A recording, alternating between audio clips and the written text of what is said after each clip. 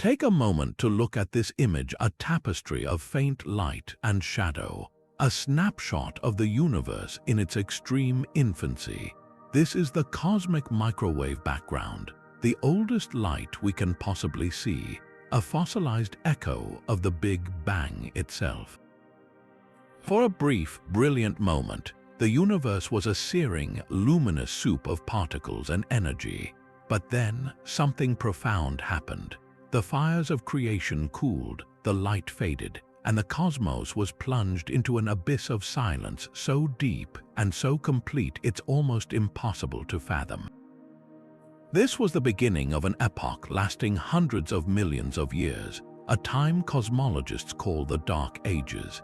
It's a period shrouded in mystery, a billion-year gap in our cosmic storybook between that initial afterglow and the glorious dawn of the first stars. What could possibly happen in a universe devoid of light? What secrets are hidden in that profound darkness? We are about to embark on a journey to uncover the answers, exploring 30 of the most compelling and mind-bending theories that attempt to illuminate this hidden era. This isn't just a history lesson, it's a detective story on the grandest scale imaginable, a quest to understand our own origins by peering into the deepest void we know.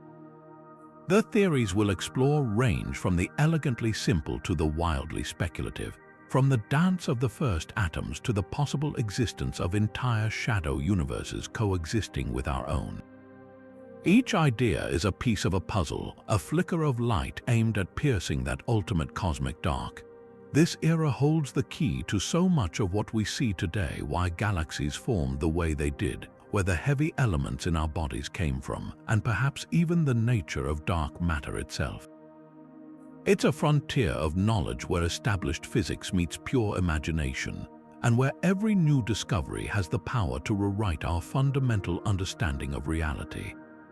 So prepare to have your perspective stretched, because we are journeying back to a time before time had much meaning, to an era of silence that holds the whispers of everything. To truly grasp the mystery of the Dark Ages, we first need to understand the moment everything went dark. Our starting point, the baseline for all the strange theories to come, is a monumental event known as recombination. For several 100,000 years after the Big Bang, the universe was an impenetrable, searing hot plasma. Imagine a cosmic fog so thick with free electrons that light particles or photons couldn't travel more than a tiny fraction of an inch without being scattered, bouncing off electrons in a frantic, chaotic dance. The entire universe was a brilliant, glowing opacity, but as the cosmos expanded, it also cooled. When the temperature finally dropped to around 3,000 degrees Celsius, something magical happened. Electrons, which had been zipping around freely, were finally moving slowly enough to be captured by protons, forming the very first atoms of neutral hydrogen. This process, recombination, was arguably one of the most pivotal moments in cosmic history. In an instant, the fog lifted. With most of the free electrons now locked safely inside atoms, the road was clear. Photons that had been trapped for eons were suddenly set free, streaming across the universe in every direction. This is the light we detect today as the cosmic microwave background. That image you saw earlier is quite literally a baby picture of the universe, a snapshot of that exact moment of transparency. But here's the cosmic irony. The event that finally made the universe transparent also plunged it into profound darkness. With no more brilliant plasma glow, and with stars still hundreds of millions of years in the future, the cosmos became a vast, quiet, and incredibly dark expanse. The light from that background radiation, stretched by the expanding universe over billions of years, shifted from visible light to the invisible microwave spectrum we detect now. This left the universe in a state we would perceive as utterly black. That moment of liberation for light was also the moment it effectively vanished from the cosmic stage, beginning the long, silent chapter we are trying to decode. This established the fundamental conditions for the Dark Ages, a universe filled with a mostly uniform sea of dark matter and neutral hydrogen gas, waiting in the stillness for gravity to begin its slow, patient work of pulling the first structures together. Now, with the universe plunged into this profound darkness, it would seem as if nothing could happen. A vast, uniform sea of hydrogen gas just sitting there in the cold and the quiet. But appearances are deceiving because an invisible architect was already at work, laying the foundations for everything to come. This brings us to our second theory, one that credits an enigmatic substance for building the cosmic stage itself: the role of cold dark matter in structure formation. While the ordinary atomic matter, the hydrogen gas, was too hot and too smooth to easily clump together under its own gravity, dark matter presented a completely different story. Think of it like this: dark matter doesn't interact with light at all. It's completely invisible and transparent to electromagnetic forces. This means it couldn't feel the radiation pressure that was smoothing out the ordinary matter. So, while the hydrogen was being constantly buffeted and kept even, these dark matter particles were free to simply respond to gravity's relentless pull. These particles are thought to be cold, meaning they were moving relatively slowly in the early universe. This is a crucial detail. Fast-moving or hot, particles would have streamed freely across vast distances, washing out any nascent structures. But cold, sluggish particles could readily congregate. They began to pool in the slightest gravitational dips, the tiny density fluctuations imprinted on the cosmos from the Big Bang's initial quantum tremors.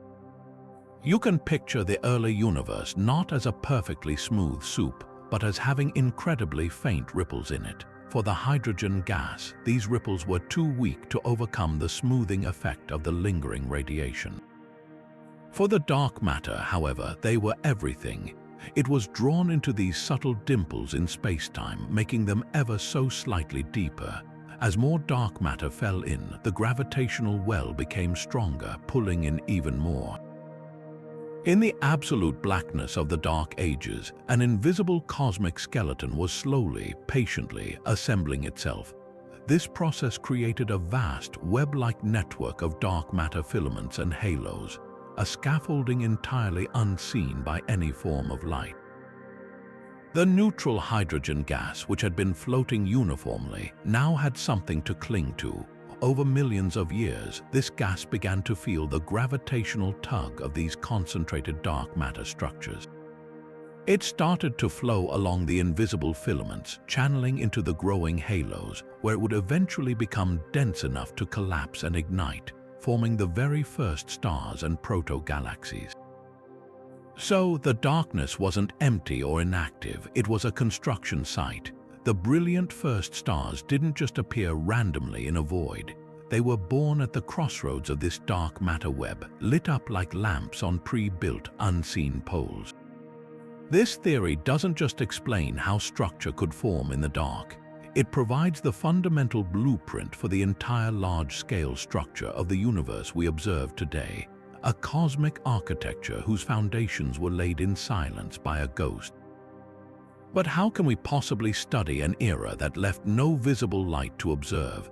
How do we probe the secrets of a dark universe? The answer lies not in looking for light that was emitted during that time, but in studying the shadows it cast on light that came much, much later.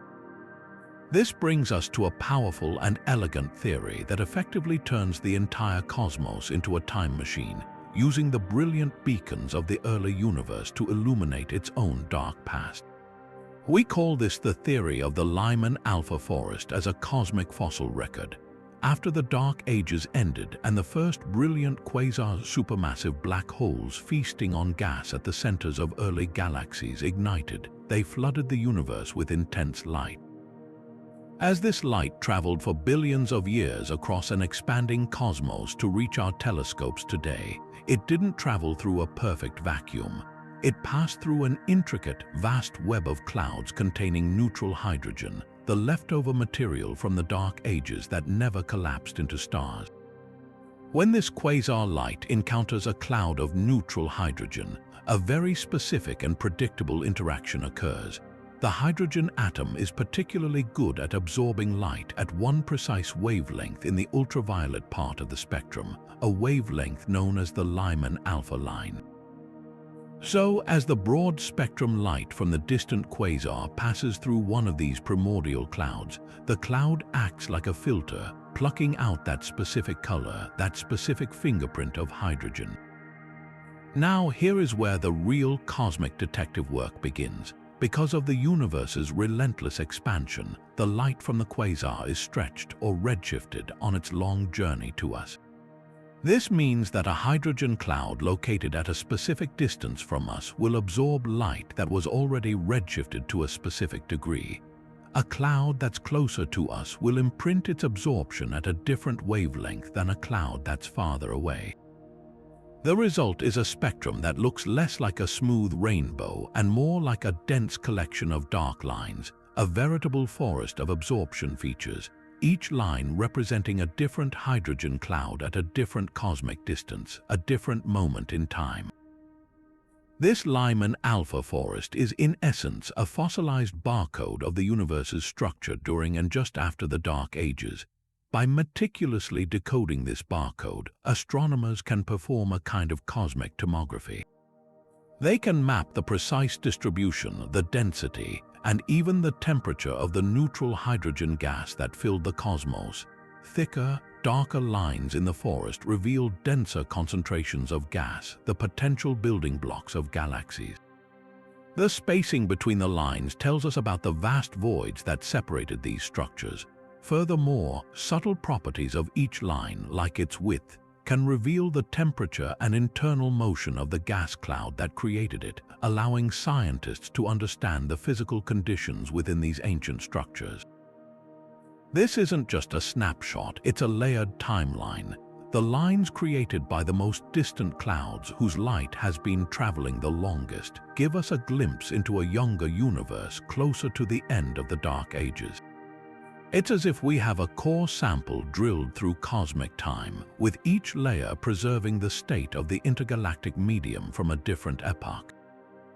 This fossil record provides our most direct empirical evidence for what the universe was like during its transition from a smooth, dark expanse to the structured, luminous cosmos we see today, offering tangible proof that the invisible scaffolding of dark matter was indeed there, sculpting the gas into the intricate patterns we now read in the light. While the idea of a ghostly dark matter web constructing the cosmos is compelling, there is another, far more exotic proposal for what might have jump-started structure in the primordial dark.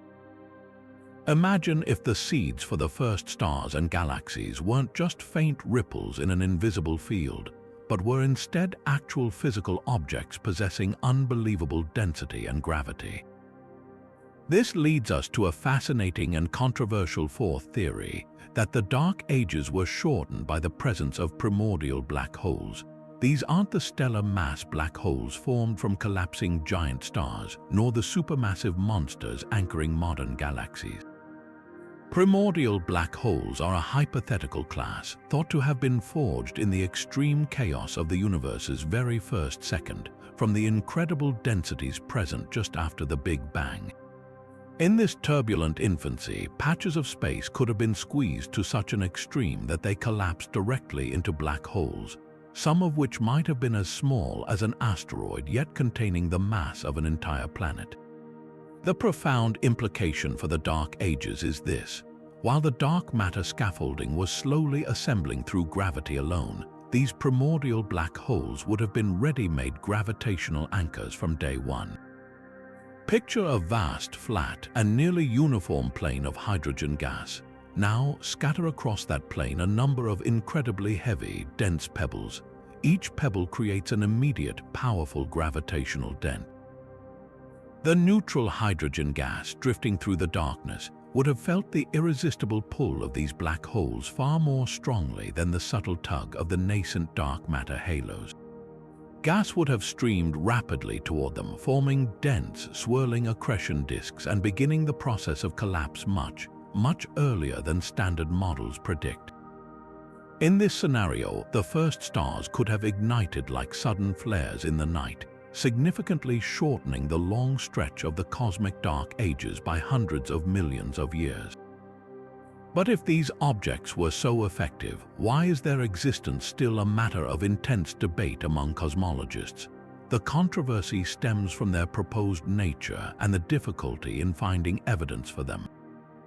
One major question is their mass. Could they be the mysterious dark matter itself? If countless planet-mass primordial black holes were to fill the universe, they would be virtually invisible yet would exert the gravitational influence we attribute to dark matter. However, this idea faces serious challenges. Observations from microlensing surveys, which watch for the temporary brightening of a star when a massive object passes in front of it, have largely ruled out a universe teeming with black holes in a specific mass range. Furthermore, the precise way ancient star clusters and the cosmic microwave background have evolved also places tight constraints on how many of these objects could have existed. Yet the theory is resilient, evolving to fit new data. Perhaps these primordial black holes were not all of one size, but spanned a vast spectrum, with only the very lightest or the exceedingly heavy surviving to the present day. Some theorists even suggest that the collisions of these ancient black holes could be the source of the gravitational wave signals we now detect with observatories like LIGO and Virgo, offering a potential, though indirect, window into their existence. The enduring appeal of this theory lies in its elegant solution to a cosmic timing problem.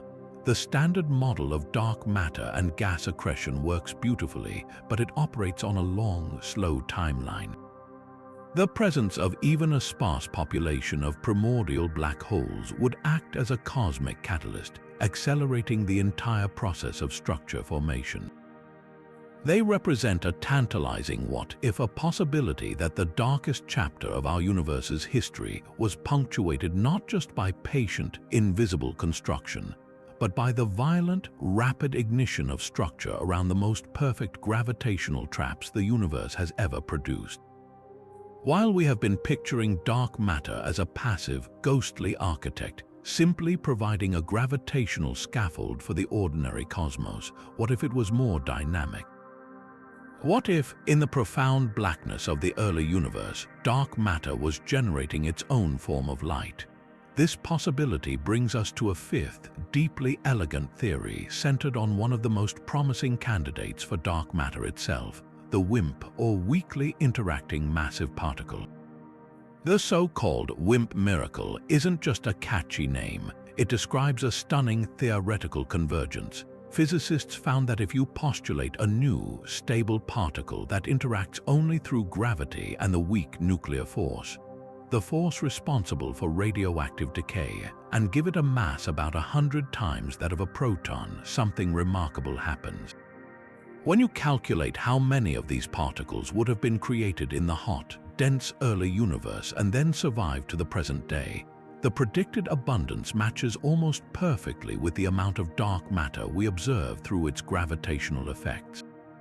It's a solution that seems almost too good to be true, answering two fundamental questions at once. What is dark matter and why is there so much of it? The relevance of this miracle to the Dark Ages lies in a crucial property of these hypothetical WIMP. They can be their own antimatter counterparts. This means that when two WIMP collide, they could annihilate each other, converting their entire mass into pure energy according to Einstein's famous equation, E equals mc squared. In the modern, spread-out universe, such collisions would be exceedingly rare. But in the early cosmos, especially within the first collapsing dark matter halos, the density of these particles would have been incredibly high. Within these dense, invisible knots of dark matter, a faint, subatomic fireworks display would have been taking place. Each annihilation would have released a burst of high-energy radiation, gamma rays, electrons, and positrons. This process would have provided a steady, diffuse trickle of energy, a genuine dark light illuminating the universe from within its own hidden skeleton. This dark light wouldn't have been bright enough to see with human eyes, but its effect on the hydrogen gas could have been profound. As these annihilation products, the electrons and positrons plowed into the surrounding sea of neutral hydrogen, they would have transferred energy to the gas, causing it to vibrate and heat up. This is the theory of dark matter annihilation heating. It proposes that during the Dark Ages, the hydrogen gas wasn't just passively cooling as the universe expanded. It was being subtly reheated by these invisible interactions. The gas would have been caught in a tug of war between the natural cooling from cosmic expansion and this mysterious internal heating from the dark sector. The crucial point is that this heating wouldn't have been uniform. It would have been strongest in the very places where the dark matter was densest, at the hearts of the first proto-galactic halos. This means the very first sites of future star formation might have been subtly pre-warmed by the dark matter cradling them, potentially altering the properties of the very first stars that eventually ignited there. How could we ever hope to find evidence for such a subtle, ancient effect? The answer lies in one of the most anticipated signals in all of cosmology, the 21-centimeter line from neutral hydrogen. Hydrogen atoms are tiny radio transmitters. The proton and electron that make up the atom each act like a tiny magnet, and they can exist in one of two alignment states. When they flip from the higher energy aligned state to the lower energy anti-aligned state, the atom emits a photon at a very specific long wavelength, 21 centimeters.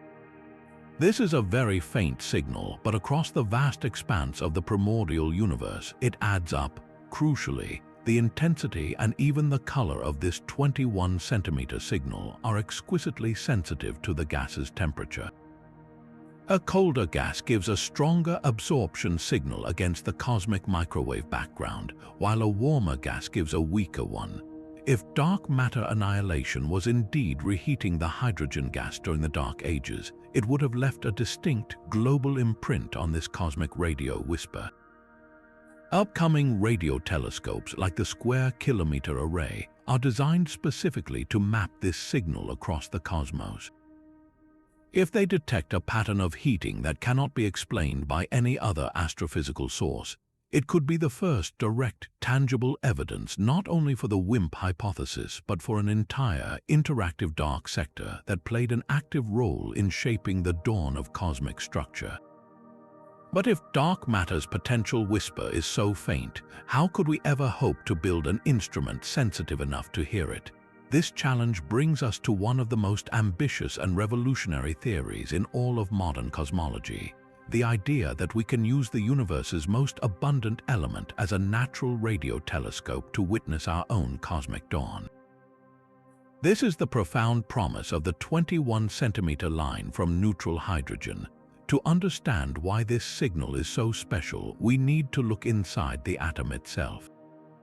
A neutral hydrogen atom is a simple thing, one proton and one electron.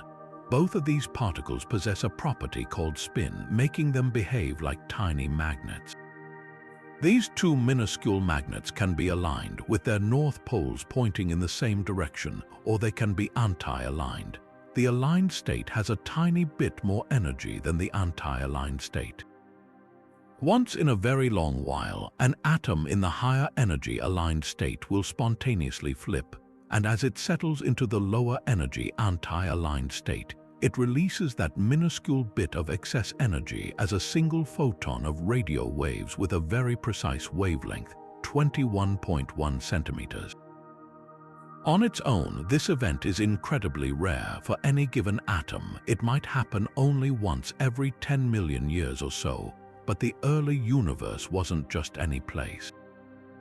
It was filled with an almost unimaginable quantity of neutral hydrogen, a vast, diffuse ocean of atoms stretching across the entire cosmos. And when you multiply one faint signal by octillions upon octillions of atoms, that faint whisper becomes a detectable chorus. This 21-centimeter signal is our ultimate time machine. Because the universe is expanding, light from more distant, earlier epochs gets stretched to longer wavelengths. This means the 21-centimeter signal emitted by hydrogen at the very end of the Dark Ages has been traveling for over 13 billion years, and its wavelength has been stretched from 21 centimeters to several meters by the time it reaches us. By tuning our radio telescopes to different wavelengths, we are effectively tuning into different channels of cosmic time. A signal at 2 meters wavelength gives us a snapshot of the universe at one age, while a signal at 3 meters gives us a snapshot from an even earlier era.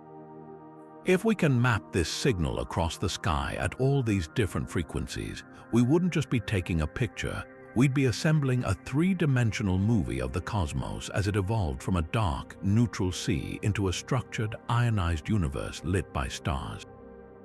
The plot of this cosmic movie is written in the subtle properties of the signal itself. The strength and even the apparent color, whether we see it in emission or absorption, depend critically on the hydrogen gas's temperature relative to the cosmic microwave background radiation. Early in the Dark Ages, the hydrogen gas was slightly colder than the background radiation. In this scenario, the gas would absorb the background radiation at the 21 centimeter wavelength, creating a dark patch, an absorption signal against the microwave sky.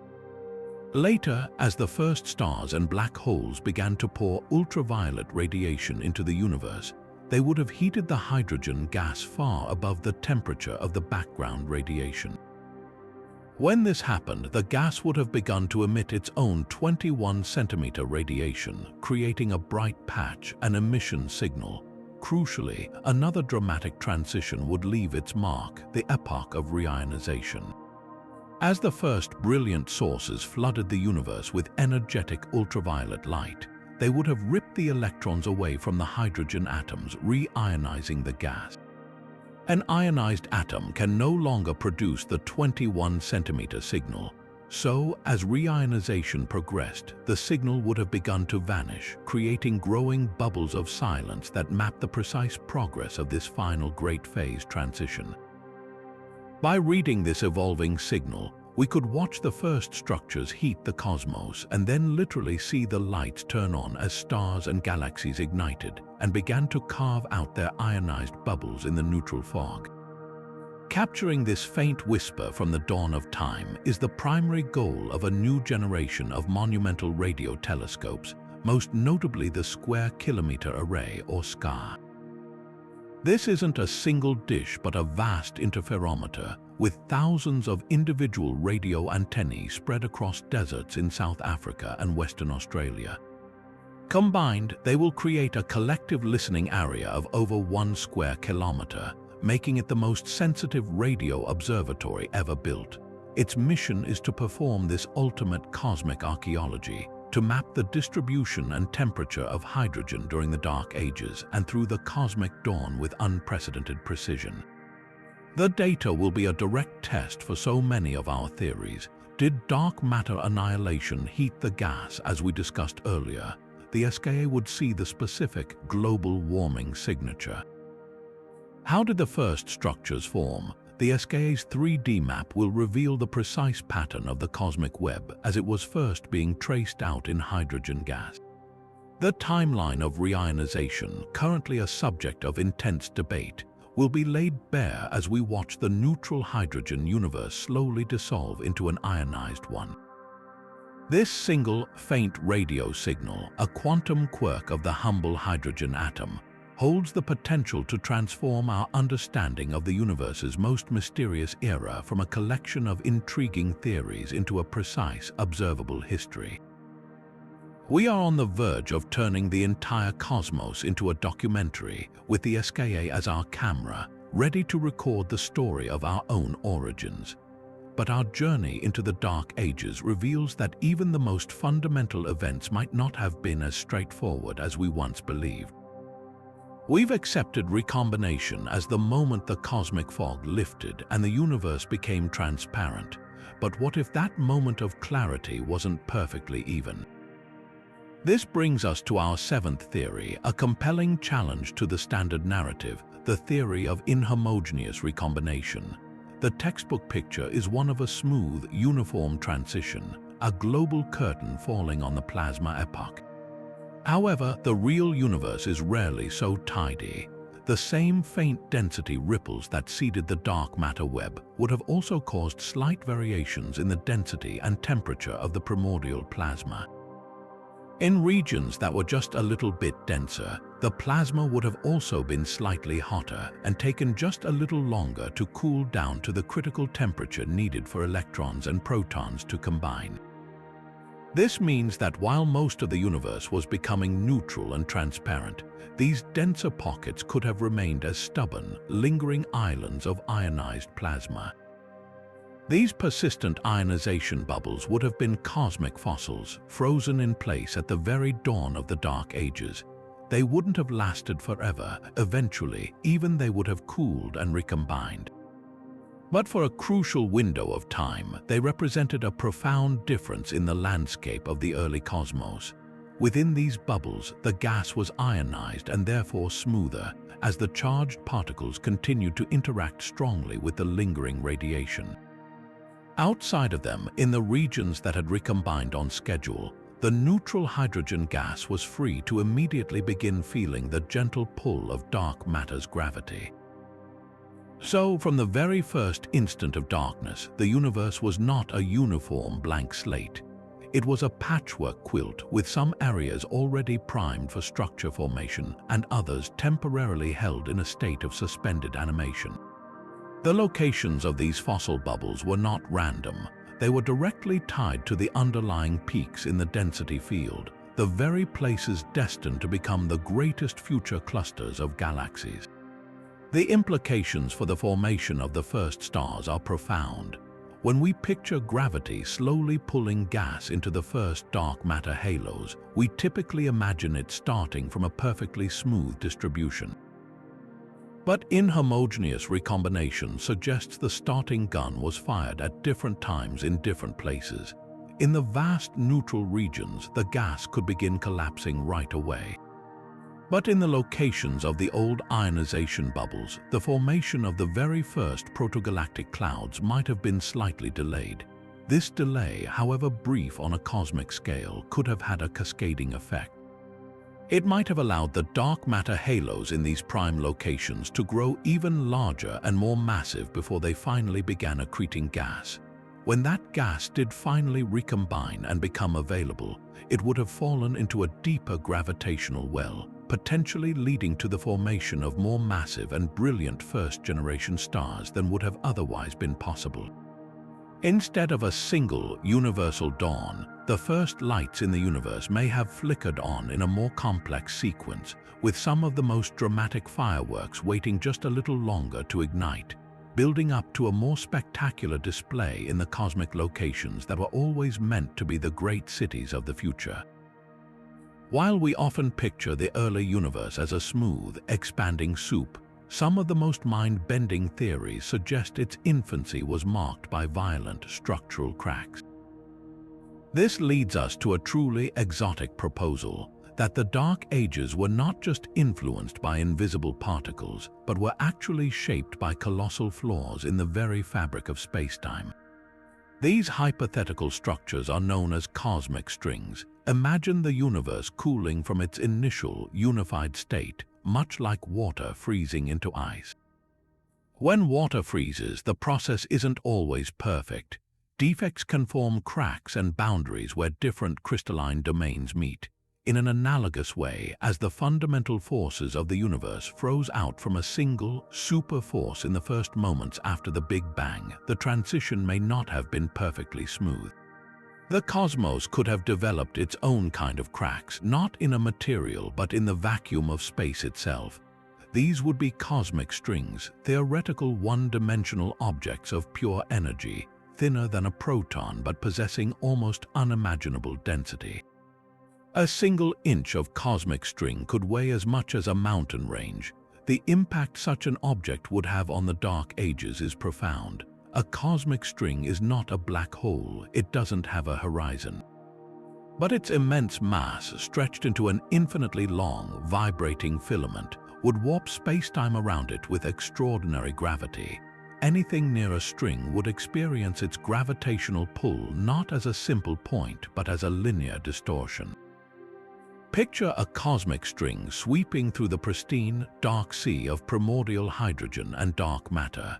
As it moves, its immense gravity would pull matter inward from both sides. But because of the unique geometry of a string, particles wouldn't just fall toward a center. They would be funneled into an intense, dense wake trailing behind it, much like the V-shaped wake left by a boat speeding across a calm lake. In the absolute stillness of the Dark Ages, these strings would have been the ultimate cosmic plows, carving furrows of density into the otherwise smooth distribution of matter. This process offers a radically different mechanism for seeding the first structures. While cold dark matter relies on the slow, patient amplification of tiny quantum fluctuations, a cosmic string network would impose structure from the top down. These gravitational wakes would be ready-made sites for rapid collapse.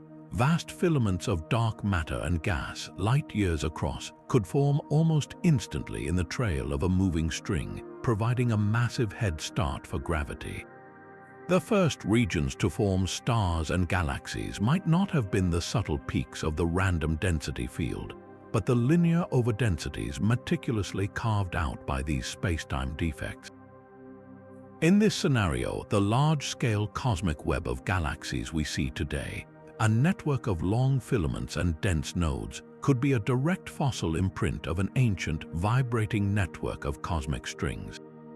The challenge, as with so many ideas about this era, is finding evidence cosmic strings, if they ever existed, would leave behind a few potential calling cards. One is gravitational lensing.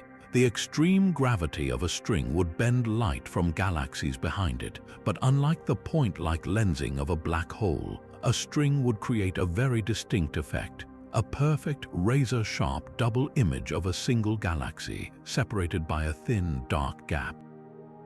Astronomers have searched for this signature, but so far no definitive candidate has been confirmed. Another potential signature would be in the cosmic microwave background. The violent oscillations of a string network would have rippled spacetime itself, generating gravitational waves that would leave a specific, faint pattern of polarization in the ancient light.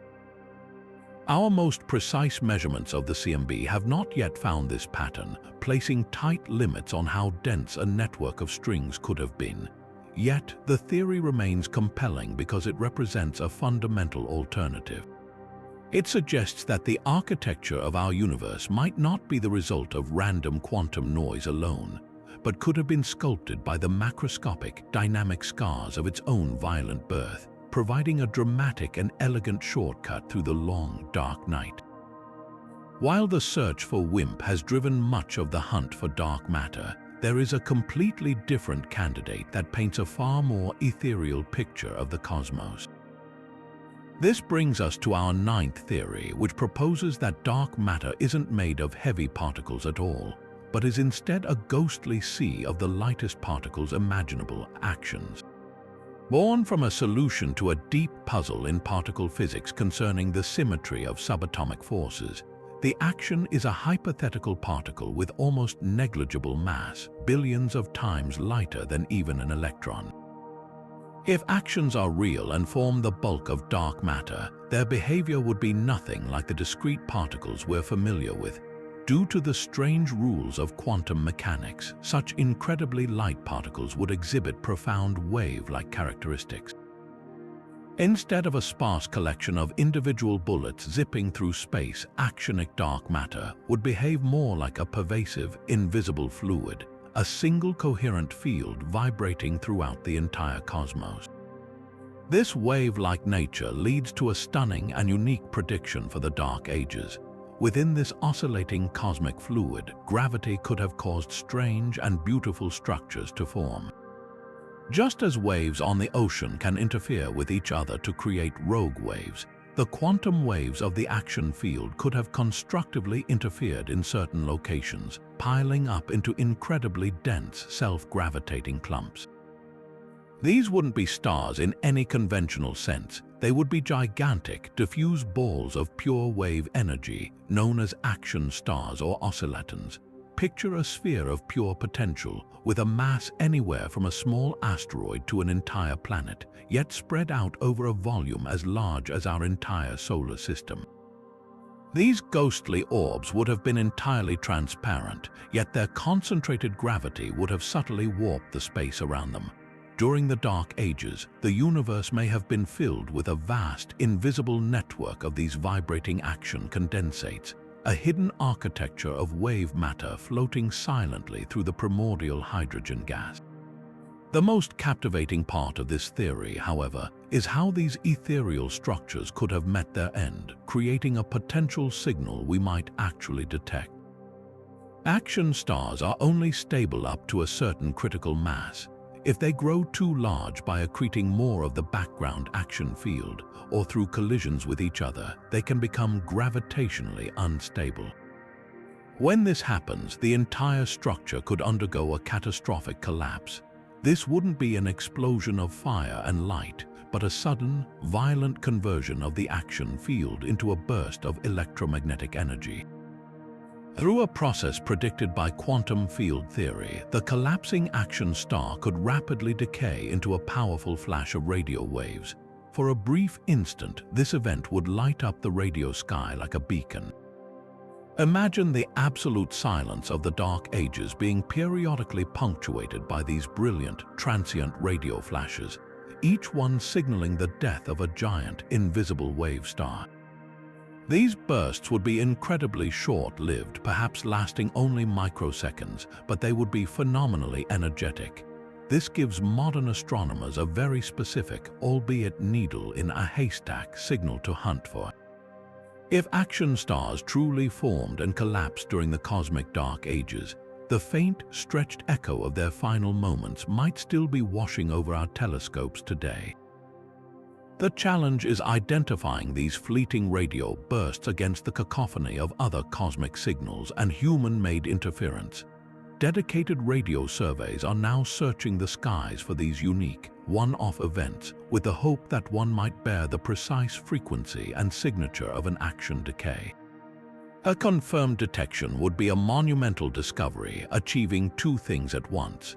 It would finally identify the nature of the mysterious dark matter that has eluded us for decades, and it would reveal that the universe's dark epoch was not a time of pure stillness, but was animated by the slow dance and sudden, spectacular demise of these ghostly structures made of pure wave.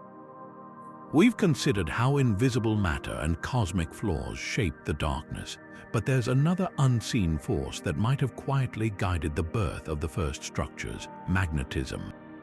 This brings us to our 10th theory, the idea that primordial magnetic fields were active players in the Dark Ages. While we often think of magnetic fields as being generated by stars, planets, or galaxies, the seeds for these fields may have been planted in the universe's very first moments. In the extreme energies of the Big Bang, phase transitions in the fundamental forces or the motions of that searing plasma could have generated weak, large-scale magnetic fields that were then stretched to cosmic proportions by the universe's rapid inflation. These wouldn't have been the powerful fields of a magnetar. They would have been incredibly faint, perhaps a billion times weaker than Earth's magnetic field, but they would have been woven into the fabric of space itself, permeating the entire primordial gas. In the stillness of the Dark Ages, even a magnetic field of such feeble strength could have had a profound influence. As gravity began to pull the neutral hydrogen gas into the first protogalactic clouds, these weak, large-scale fields would have been dragged along with the flowing gas. The act of compressing the gas would have also amplified the magnetic field lines, strengthening them within these collapsing regions. Once present, magnetism introduces a directional force that pure gravity lacks. Gravity pulls equally in all directions toward a center of mass, but magnetic fields can channel and guide. They could have imparted a slow spin to the collapsing gas clouds, helping to form the first disks and influencing the ultimate size and shape of the very first protostellar systems. Furthermore, magnetic fields act as a kind of cosmic scaffolding for the gas itself, providing a subtle pressure that could resist gravity's pull just enough to slow down the collapse. This might have had a regulating effect, preventing the gas from fragmenting too quickly and potentially leading to the formation of more massive first stars than would have otherwise been possible. In this way, these relic fields could have been invisible midwives, assisting in the birth of the very first luminous objects in the cosmos. Magnetic fields also offer a potential solution to another puzzle, the origin of the highest energy cosmic rays. While the first stars and galaxies were still forming, the universe may have been crisscrossed by incredibly energetic particles. Primordial magnetic fields could have acted as the universe's first particle accelerators. Charged particles like protons and electrons would have become trapped by these field lines, spiraling around them and being accelerated to tremendous speeds over vast distances. This process could have generated a diffuse background of cosmic rays that filled the dark ages. These high-energy particles, in turn, would have interacted with the neutral hydrogen gas, subtly helping to heat it or even influencing the chemistry by facilitating the formation of the first molecules, like molecular hydrogen, which was a vital coolant for the earliest gas clouds. This creates a fascinating feedback loop. The weak primordial fields help accelerate particles, which then heat and influence the gas that is itself collapsing and amplifying the very magnetic fields that started the process. So, how could we ever detect these ghostly fields from the dawn of time? The most promising method involves the same cosmic signal we discussed earlier, the 21-centimeter line from neutral hydrogen. The presence of a large-scale magnetic field would have left a distinct fingerprint on this ancient radio whisper through an effect known as Faraday rotation. As the 21-centimeter radiation traveled through the magnetized primordial plasma, the magnetic field would have caused the polarization direction of the radio waves to slowly rotate. The amount of this rotation depends directly on the strength and structure of the magnetic fields the waves encountered on their billion-year journey to us. By meticulously mapping the polarization of the 21-centimeter signal across the sky with next-generation radio telescopes like the Square Kilometre Array, astronomers hope to detect this subtle twisting. Finding a coherent pattern of Faraday rotation that correlates with the large-scale structure of the early universe would be a smoking gun, providing direct evidence that magnetic fields were not a later addition to the cosmos, but a fundamental part of its architecture from the very beginning. It would mean that as the first stars were preparing to ignite, they were not only growing in the gravitational wells of dark matter, but were also being shaped and guided by an invisible, cosmic force that has been directing matter since the start of time. So we've seen how dark matter could build a cosmic scaffold, how black holes might act as seeds, and how even magnetism could subtly guide the first gas clouds. But all of these processes share a common, underlying adversary, the expansion of the universe itself. As space stretches, it pulls matter apart, working against gravity's relentless effort to pull things together. This cosmic tug-of-war sets the rhythm for all of structure formation. Now, let's introduce a new and startling player into this dynamic, a force that could have dramatically altered that rhythm during the universe's infancy. This is the theory of early dark energy. We are all familiar with the concept of dark energy today, that mysterious substance causing the present-day expansion of the universe to accelerate. But what if that wasn't the first time dark energy had taken the stage? This theory proposes that a completely different, transient form of dark energy briefly dominated the cosmos long before its modern counterpart, specifically during the crucial era of the Dark Ages. Imagine the universe as a balloon being inflated. The normal matter and dark matter inside are like tiny dots on the rubber surface. Gravity tries to pull those dots together to form structures, while the inflation of the balloon tries to pull them apart. In our standard model, the expansion rate after the Big Bang was slowing down due to the gravitational pull of all the dense matter and radiation. This gave gravity a long, uninterrupted period to work, patiently amplifying tiny ripples into vast cosmic structures. But early dark energy changes this picture entirely.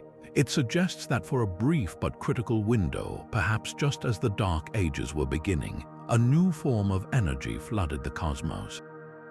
This wouldn't have been a constant force like today's dark energy, but a temporary surge, an energy field that peaked in influence and then rapidly faded away. During its reign, this early dark energy would have acted as a powerful anti-gravity force, causing the universe to expand much more rapidly than we previously thought possible for that epoch. The consequences for the Dark Ages would have been profound. This burst of accelerated expansion would have put the brakes on structure formation in a major way. Think of it as someone suddenly and forcefully stretching that balloon, making it much harder for the dots to find each other. The gentle gravitational pull of the dark matter halos would have been fighting against a much stronger outward rush. This would have temporarily frozen the growth of the cosmic web. The first protogalactic clouds, which were just beginning to feel gravity's pull, would have found their growth stunted. Their collapse would have been delayed, potentially pushing back the formation of the very first stars by many millions of years. The cosmic dawn would have arrived later because the universe, for a short time, was actively resisting its own development. This isn't just a minor adjustment, it's a fundamental rewriting of the timeline, suggesting that the long night of the Dark Ages was prolonged by an unseen, repulsive force. You might wonder why cosmologists would propose such a disruptive idea. The motivation comes from a subtle but persistent tension in our measurements of the universe's current expansion rate, a problem known as the Hubble tension. Different methods of measuring how fast the cosmos is expanding today yield slightly but stubbornly different answers. One of the most compelling proposed solutions to this puzzle is that an early burst of dark energy altered the sound horizon of the universe, a cosmic ruler imprinted on the cosmic microwave background. If early dark energy was real, it would have left a specific, calculable fingerprint on that ancient light. Intriguingly, some analyses of the SIMBI data show a faint preference for exactly this kind of signature. This makes the theory more than just speculation. It's a potential solution to a modern cosmological mystery that simultaneously reshapes our understanding of the ancient past.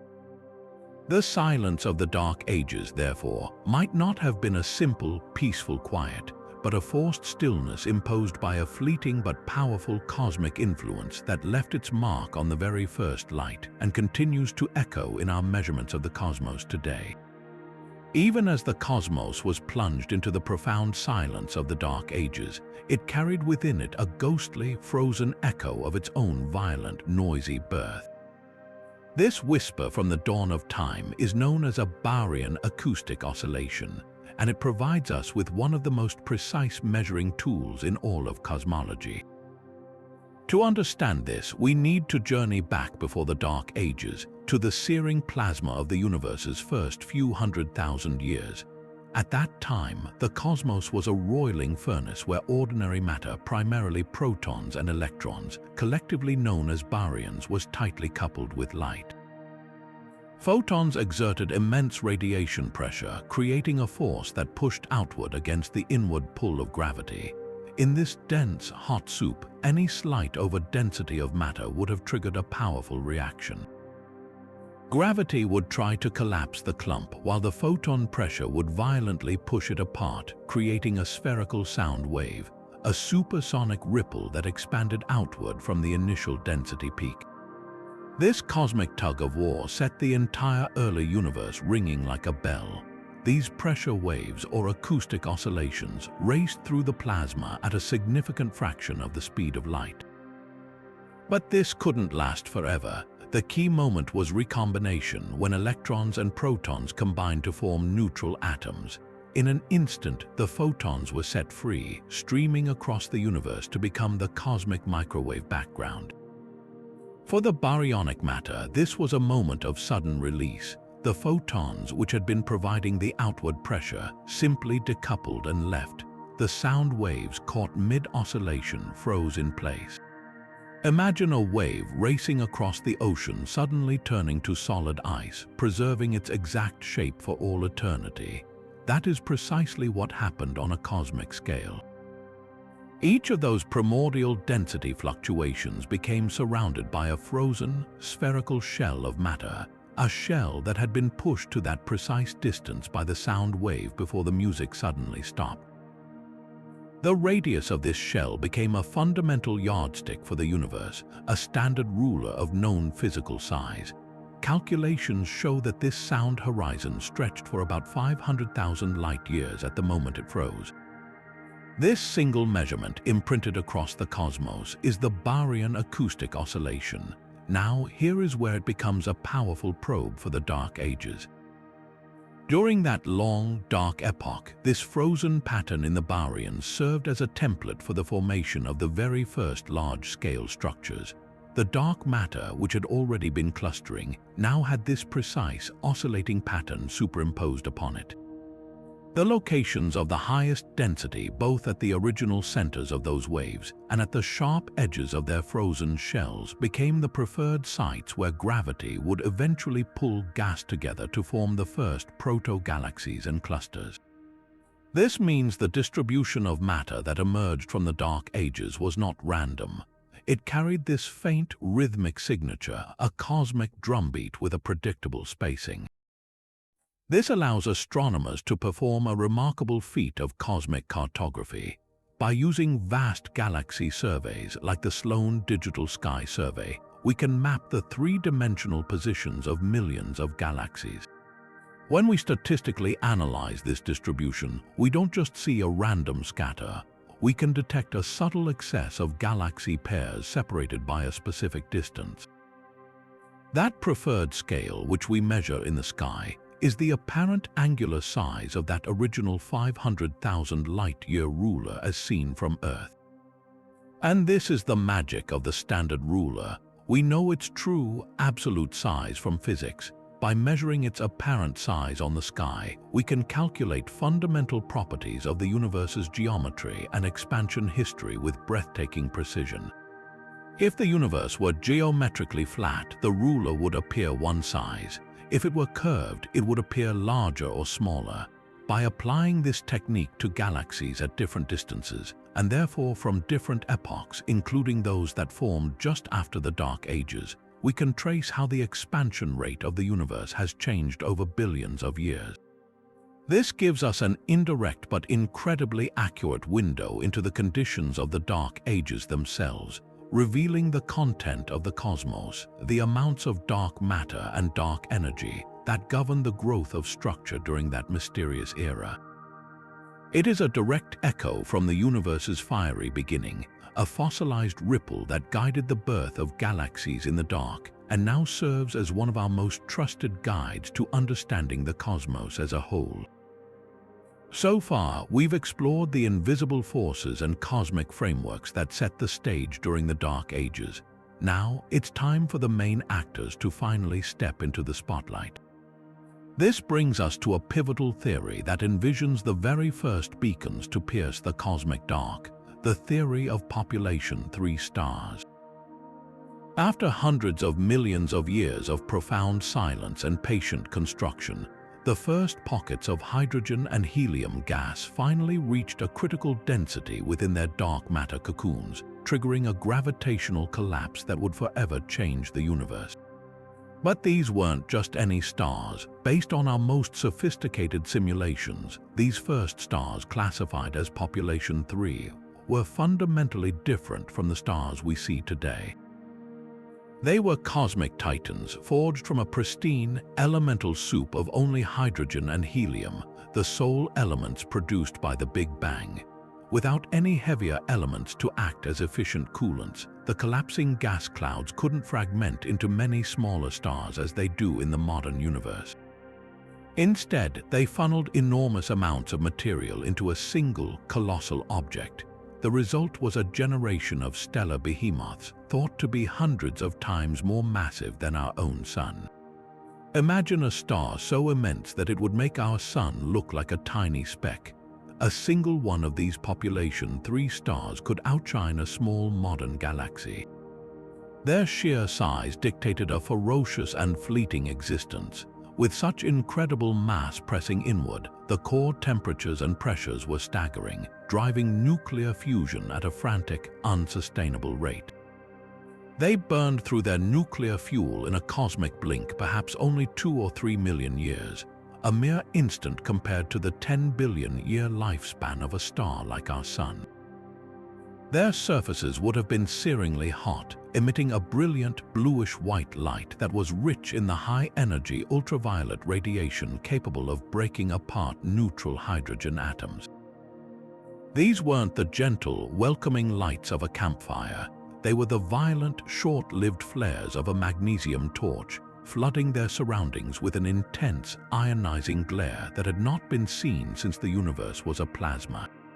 The spectacular death of these first stars was as consequential as their brilliant birth. A star's fate is sealed by its mass, and for these giants, the end was always catastrophic.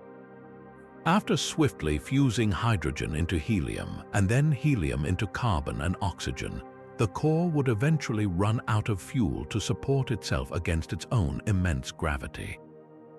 At that point, the entire structure would undergo a violent core collapse supernova, an explosion of such staggering energy that it would briefly outshine its entire host protogalaxy. But for the very most massive of these population 3 stars, something even more extreme might have occurred, a phenomenon known as a pair instability supernova. In this scenario, the core becomes so hot that the energy itself begins to spontaneously create electron and positron pairs, robbing the core of the pressure needed to hold itself up. The result is not just a collapse, but a total thermonuclear detonation that utterly obliterates the star, leaving behind no black hole or neutron star, just scattered stardust. This apocalyptic violence was paradoxically the key to our own existence. It was in these first supernova furnaces that the universe forged the elements essential for life. The intense heat and pressure of the explosions fused atoms together, creating for the first time significant quantities of heavier elements like carbon, nitrogen, oxygen, and iron, the very building blocks of planets, oceans, and life itself. Each dying star was a cosmic foundry, spewing these newly minted metals, as astronomers call all elements heavier than helium, out into the surrounding pristine gas. This pollution of the primordial environment was a one-way street. Once seeded with these heavy elements, the universe could never again form a true population 3 star. The next generation of stars, population 2, would form from this enriched gas. The presence of even trace amounts of heavy elements acted as a powerful coolant, allowing gas clouds to fragment more efficiently, leading to the formation of many smaller, longer-lived stars. Some of those ancient population 2 stars are still shining today, and by studying their atmospheres, we can read the fossilized chemical signature of the very first supernova that enriched them. The ignition and death of these first stellar giants mark the definitive end of the Dark Ages. Their ultraviolet radiation began the process of reionizing the universe, slowly burning away the fog of neutral hydrogen and making the cosmos transparent to light once more, a process we call the epoch of reionization. Simultaneously, their supernova explosions not only enriched the cosmos with the ingredients for future generations of stars and planets, but also injected tremendous energy back into the gas. This energy created powerful shock waves that compressed nearby gas clouds, triggering further rounds of star formation and helping to shape the earliest galaxies.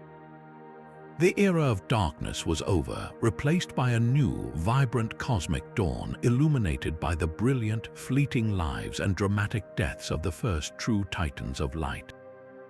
While the narrative of brilliant population 3 stars ending the cosmic dark is compelling, it presents a thorny timing problem that has puzzled astronomers for years. We observe quasars, supermassive black holes billions of times the Sun's mass, shining with incredible brilliance as they devour gas existing when the universe was less than 1 billion years old. If the first stars had to form, live, die, and then leave behind stellar mass black hole seeds that slowly grew over eons, There simply isn't enough time in the early cosmos for them to reach such monstrous proportions. It would be like expecting a sapling to grow into a skyscraper overnight. This paradox leads us to a radical alternative, our 14th theory, the direct collapse black hole model. This idea proposes that in certain special environments, the very first structures didn't form stars at all. Instead, vast clouds of primordial gas bypassed the stellar stage entirely and catastrophically collapsed directly into black holes of an entirely different class, supermassive seeds from birth. The key to this process lies in preventing the gas from doing what comes naturally, fragmenting into stars. In a typical protogalactic cloud, as the gas gets denser, it heats up. To continue collapsing, the gas needs to cool down, and it does this by emitting radiation. The most efficient coolant in the pristine universe was molecular hydrogen, a fragile molecule formed when two hydrogen atoms link up on a dust grain or in the early universe through more complex reactions. Molecular hydrogen is spectacularly good at radiating away heat. This cooling allows the cloud to fragment into many smaller, dense clumps, each of which can then collapse to form a star. For a direct collapse to occur, this entire cooling and fragmentation process must be suppressed.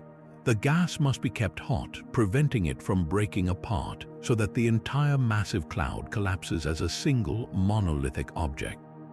So, what could possibly keep a giant gas cloud so hot that it refuses to form stars?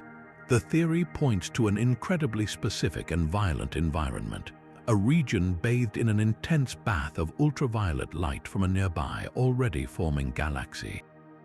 This isn't the gentle starlight we know today, but a harsh, energetic radiation that specifically targets and destroys molecular hydrogen. Picture a vast, pristine cloud of hydrogen gas beginning to slowly contract under its own gravity.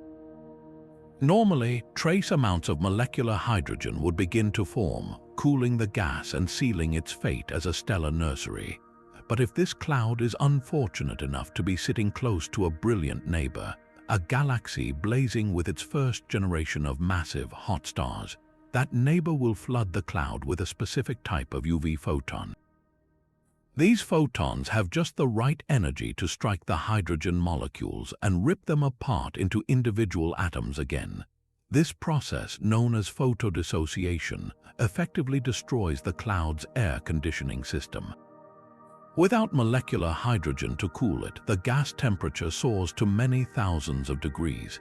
At these elevated temperatures, the gas behaves completely differently. The higher thermal pressure strongly resists the compression needed for small-scale fragmentation. The cloud cannot break into star-sized pieces. Instead, the entire multimillion solar mass blob of gas continues to contract inexorably as a single entity, governed by its own immense gravity. The dynamics of this collapse are as terrifying as they are fascinating.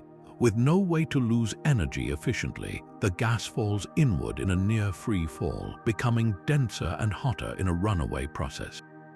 The angular momentum that would normally form a disk is transported outward in violent gravitational instabilities, and in a relatively short cosmic time, perhaps just a few 100,000 years, the central region of this colossal cloud becomes so dense that its escape velocity exceeds the speed of light. A boundary forms in space from which not even radiation can escape. In this scenario, a black hole is not born from a dying star. It is born from the direct, monolithic collapse of a giant gas cloud, appearing suddenly in the cosmos with an initial mass of anywhere from 10,000 to 100,000 times the mass of our Sun. This is not a stellar remnant, it is a supermassive seed planted fully grown, with an immense gravitational reach from the very moment of its birth. This single event provides the perfect head start to solve the ancient quasar problem. A direct collapse black hole seed of 50,000 solar masses is a cosmic monarch compared to the peasantry of stellar mass black holes, which might be only 10 or 20 times the Sun's mass. Its immense gravity from day one allows it to pull in surrounding gas at a ferocious rate, initiating a growth spurt that is both rapid and efficient.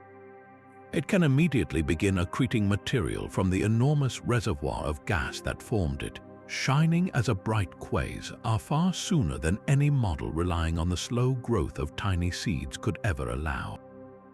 These objects would be the ultimate early birds, claiming the richest feeding grounds and growing to dominate the centers of the earliest proto-galaxies. Their powerful gravity would also reshape their host systems, dictating the dynamics of gas and influencing the formation of subsequent generations of stars around them. The direct collapse theory elegantly bridges the gap between the end of the Dark Ages and the startlingly rapid appearance of fully fledged supermassive black holes, suggesting that the first lights in the universe were not always the warm glow of stars, but could also have been the terrifying, brilliant glare of material plunging into newborn gravitational monsters of an unimaginable scale. While the cold dark matter model has been a cornerstone of our understanding, painting a picture of a universe built patiently by slow, heavy particles, it isn't without its persistent puzzles. This leads us to a compelling 15th theory that offers a different kind of architect for the cosmos' warm dark matter. The core difference lies in the speed and nature of the particles themselves. Cold dark matter particles are imagined as sluggish and heavy, allowing them to clump together easily from the very smallest scales upward, creating a cosmic hierarchy where tiny halos form first and then merge into larger galaxies. Warm dark matter, on the other hand, proposes a particle that is significantly lighter, perhaps only a few kilo-electronvolts in mass, billions of times lighter than the hypothesized WIMP. Because of their lower mass, these particles would have been born moving at relativistic speeds in the early universe, zipping across vast distances. This inherent speed acts as a powerful smoothing mechanism, washing out any density fluctuations that are smaller than a certain cosmic scale, a distance these fast-moving particles could travel before gravity could effectively grab hold of them. The primary candidate for this warmer, faster dark matter is a hypothetical particle known as the sterile neutrino. Unlike the standard neutrinos that stream through our bodies by the trillions every second, interacting only via the weak nuclear force and gravity, sterile neutrinos would be even more aloof. They would, as the name implies, be sterile. They wouldn't interact via the weak force at all, communicating with the rest of the universe only through gravity. This makes them a perfect dark matter candidate, invisible, stable, and pervasive. Yet, their lighter mass and consequent high velocities would impart a unique signature on the structure of the cosmos, a signature that might just solve one of cold dark matter's biggest headaches, the missing satellites problem. When cosmologists run supercomputer simulations of galaxy formation using the cold dark matter model, they get a very specific prediction. Our Milky Way galaxy should be surrounded by a vast swarm of thousands of small, dark satellite galaxies, the leftover crumbs from its hierarchical assembly. Yet, when we look at the actual sky, we only observe a few dozen of these satellite galaxies. There is a dramatic mismatch between the predicted forest of dark matter clumps and the observed sparse orchard of tiny galaxies. Warm dark matter provides an elegant solution. Because it suppresses the formation of structure on small scales, it would result in far fewer of these tiny primordial dark matter halos. In a warm dark matter universe, the first structures to form would be larger filaments and pancake-like structures, which would then fragment to form galaxies. The tiniest, weakest clumps simply never get a chance to form in the first place. This would naturally lead to a much smaller population of satellite dwarf galaxies around a galaxy like the Milky Way, potentially bringing our simulations into much closer alignment with what we actually see when we count the celestial neighbors in our own cosmic backyard. The contrast between these two models would have been stark during the Dark Ages. In the cold dark matter scenario, the invisible scaffolding would have been incredibly fine-grained, with countless microscopic halos peppering the cosmos even before the first gas clouds began to collapse. The universe would have been a hive of substructure from its very first moments, A warm dark matter universe, however, would have been much smoother on small scales. The initial dark matter web would have had a characteristic granularity, with no structures smaller than a certain size, perhaps the mass of a small galaxy. This fundamental difference would have had a cascading effect on the subsequent dawn of the first stars. In the cold dark matter model, the first stars could have ignited in a multitude of these tiny early halos. In the warm dark matter model, star formation would have had to wait for larger, more massive structures to assemble, potentially delaying the end of the Dark Ages and changing the distribution of where the very first lights in the universe were able to flicker on.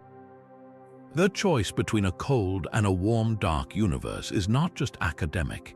It dictates the initial conditions for all cosmic structure, influencing the timing, the location, and the very nature of the cosmic dawn that ended the long night.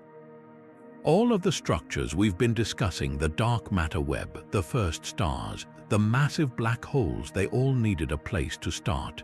They required some initial, tiny imperfection in the otherwise smooth fabric of the newborn universe, a seed of unevenness for gravity to amplify. But where did these seeds come from? This leads us to a theory that connects the very largest scales of the cosmos to the very smallest, proposing that the entire blueprint for the modern universe was drawn in the first fleeting instants of its existence. This is the profound idea that cosmic inflation's quantum imprint directly shaped the Dark Ages. To understand this, we need to rewind far beyond the Dark Ages, beyond recombination, all the way to a fraction of a second after the Big Bang. The theory of inflation proposes that the universe underwent a period of hyper-accelerated expansion, doubling in size repeatedly in an unimaginably short time. This wasn't a gentle swelling. It was a violent stretching that took a region of space smaller than a single subatomic particle and blew it up to a size larger than our entire observable universe today. This incredible process did more than just make the universe vast. It also made it incredibly flat and smooth. But it wasn't perfectly smooth, and that slight imperfection is everything. According to quantum mechanics, empty space is not truly empty.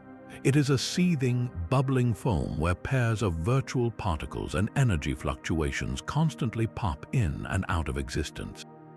During the normal expansion of the universe, these tiny quantum jitters are fleeting and localized. But during the ultra-rapid stretch of inflation, something miraculous happened.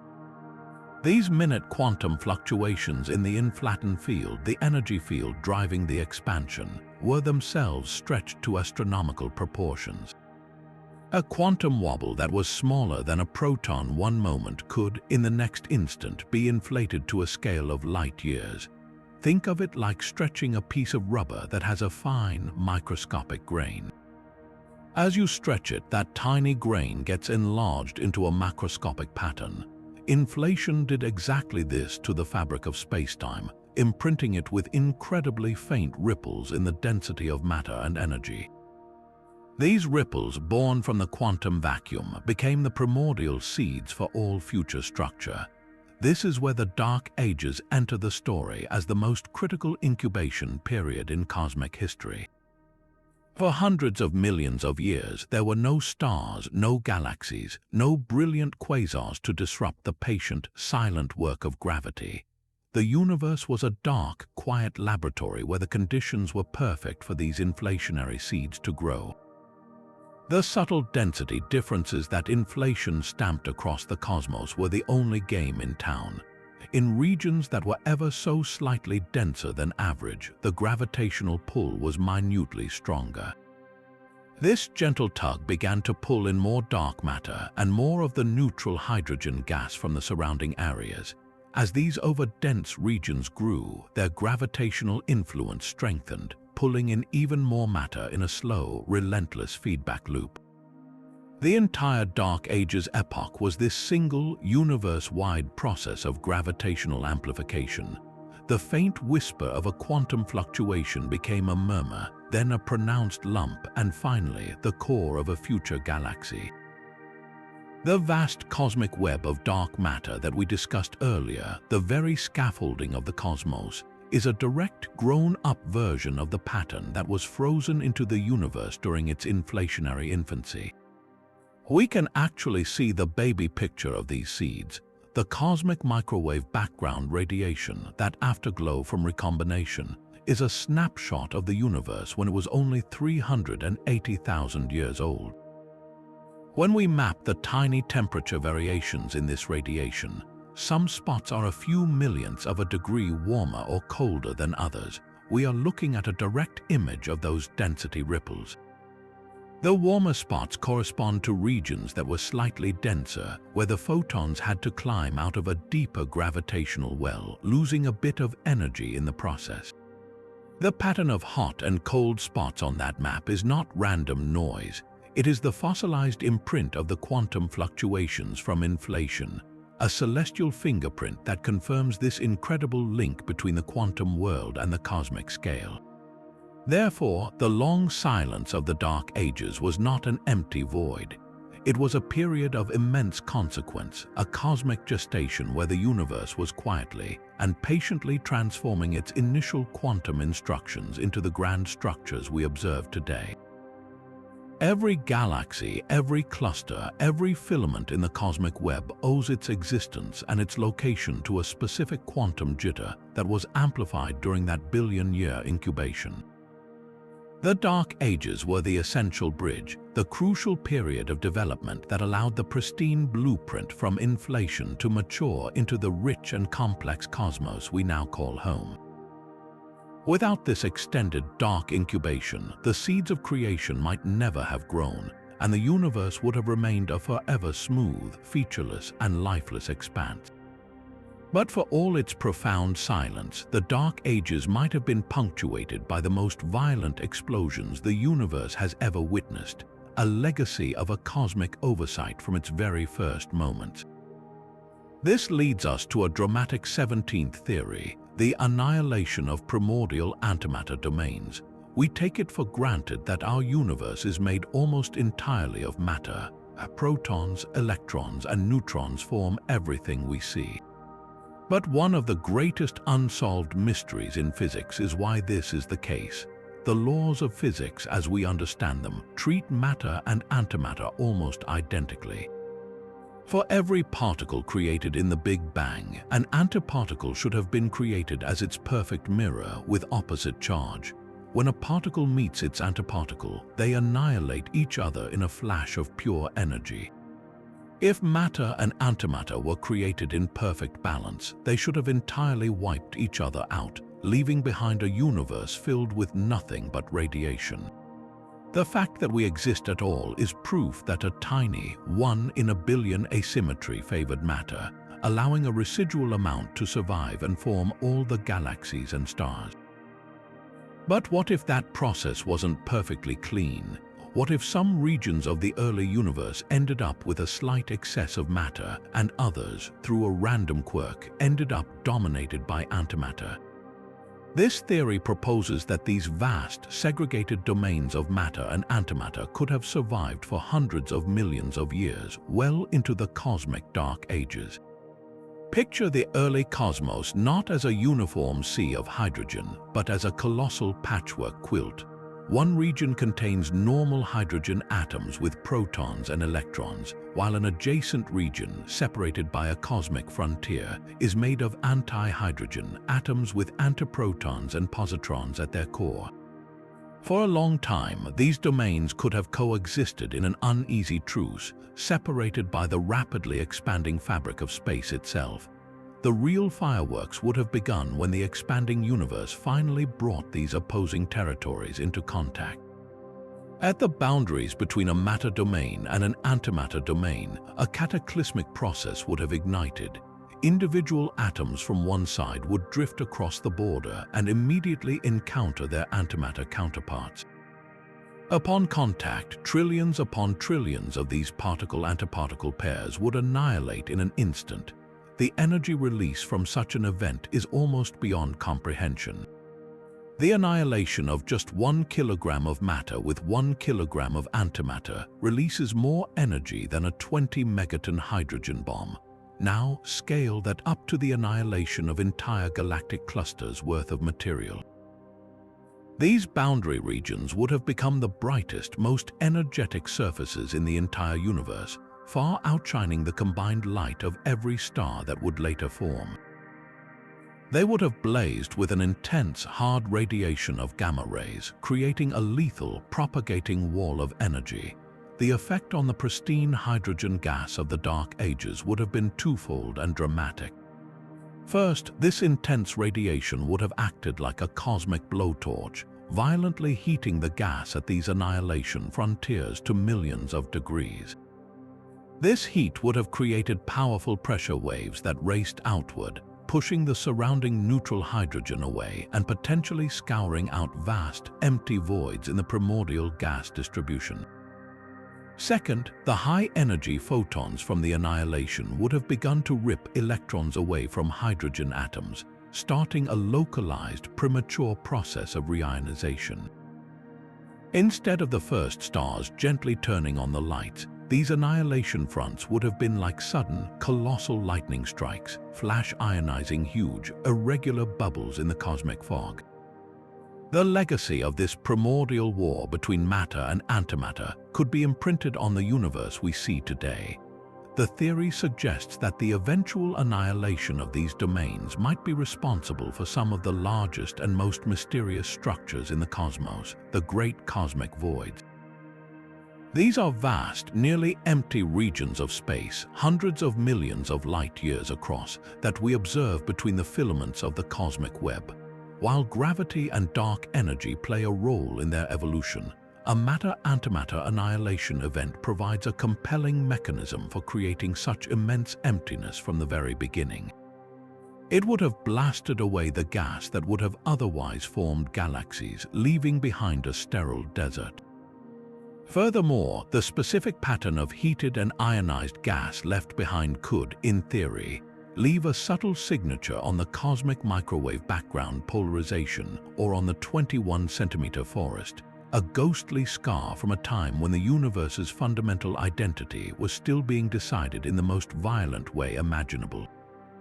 This theory transforms the Dark Ages from a period of passive waiting into a potential epoch of cosmic confrontation, where the final victory of matter over antimatter was physically carved into the fabric of space, shaping the distribution of galaxies for billions of years to come.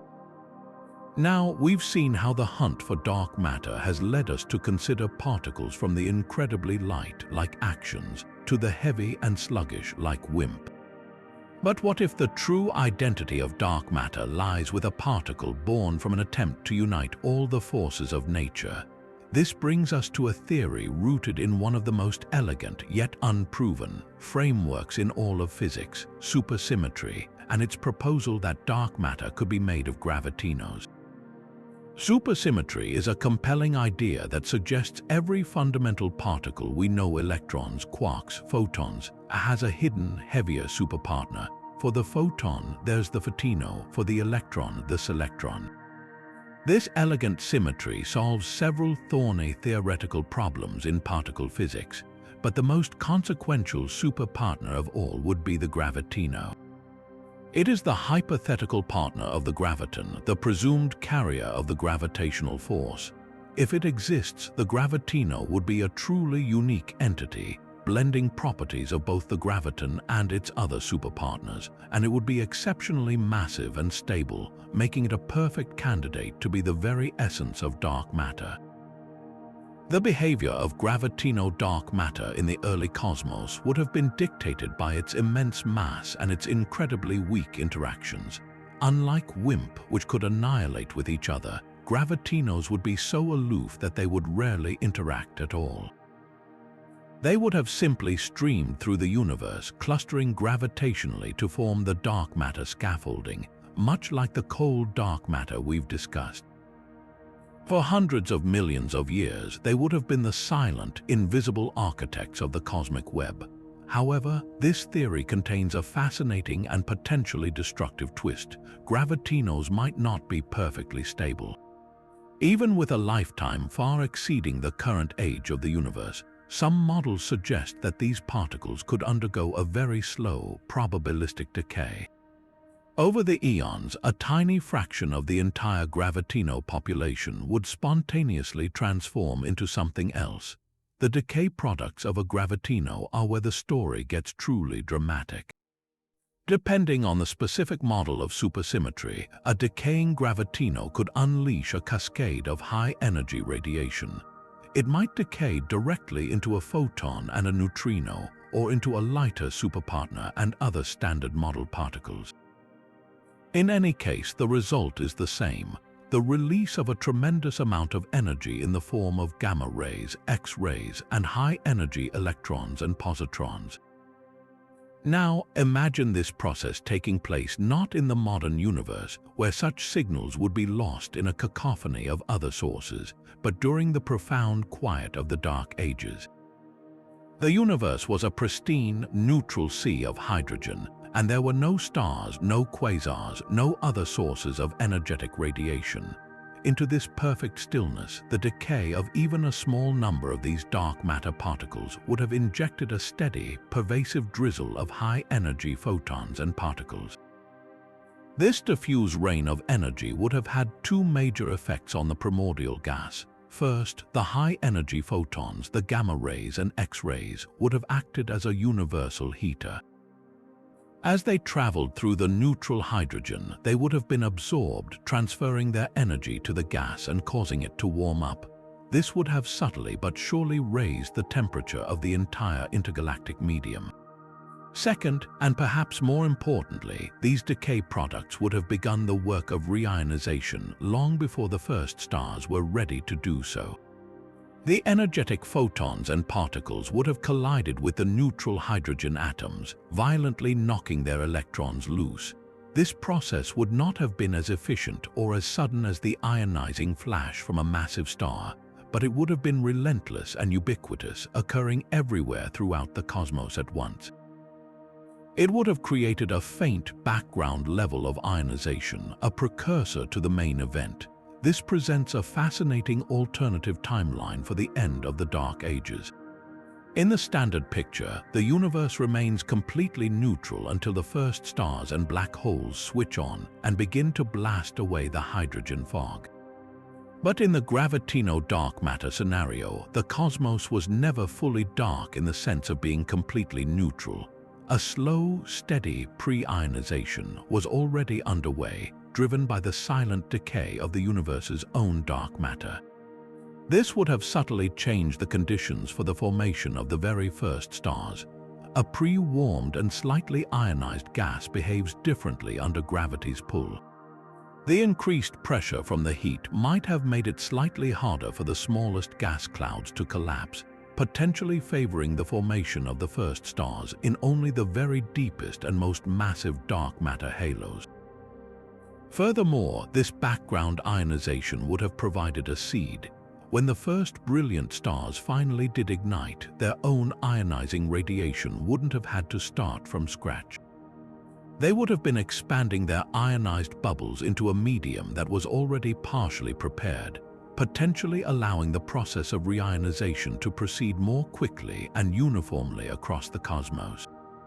The decay of these supersymmetric particles could have acted as a cosmic bridge, a gentle pre-dawn glow that connected the long night of the Dark Ages to the brilliant sunrise of the cosmic dawn, all orchestrated by the slow transformation of the invisible matter that makes up the bulk of the universe. Moving beyond the quiet decay of gravitinos, we venture into a theory that describes a far more violent and chaotic birth for the cosmos, a period of unimaginable turbulence immediately following inflation known as preheating. To understand this, picture the end of inflation not as a gentle coast to a stop, but as the universe slamming on the brakes. The inflattened field, the engine that drove the hyper-expansion, had reached the bottom of its energy hill. But it didn't just settle down quietly. Instead, it began to oscillate wildly around its minimum, like a ball bouncing back and forth at the bottom of a steep valley. In the standard, simpler picture of reheating, This oscillation energy is slowly and steadily transferred to other quantum fields, creating the hot soup of particles that would become the Big Bang plasma. But preheating proposes something much more dramatic and efficient. During this frantic oscillation, the inflattened field didn't just drip energy into other fields. It acted like a powerful cosmic pump, injecting enormous amounts of energy in explosive resonant bursts. This process, known as parametric resonance, is the key to the theory's power. Think of a child on a swing. If you push the swing at just the right moment in its arc, a small, rhythmic push can build up into a huge, soaring motion. The inflattened field's oscillation acted as that perfectly timed push for other quantum fields, such as the Higgs field or others responsible for matter. Specific frequencies or modes of these fields were hit with this resonant pumping, causing their energy to grow exponentially rather than linearly. In certain regions of space, these fields didn't just get a little energetic. They underwent an explosive instability, becoming supercharged in an incredibly short time. This wasn't a gentle warming of the universe. It was a violent, localized flash frying where pockets of space were suddenly flooded with intense particle production, creating vast, clumpy overdensities in a way the slow and steady reheating model could not.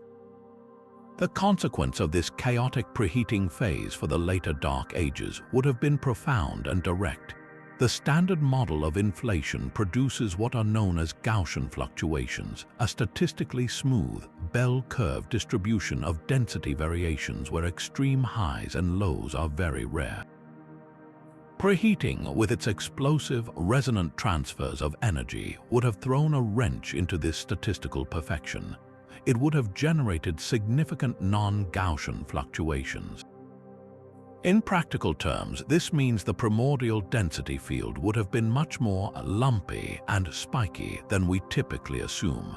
Instead of a landscape of gentle, rolling hills, the universe would have been born with some exceptionally high mountain peaks and deep valleys.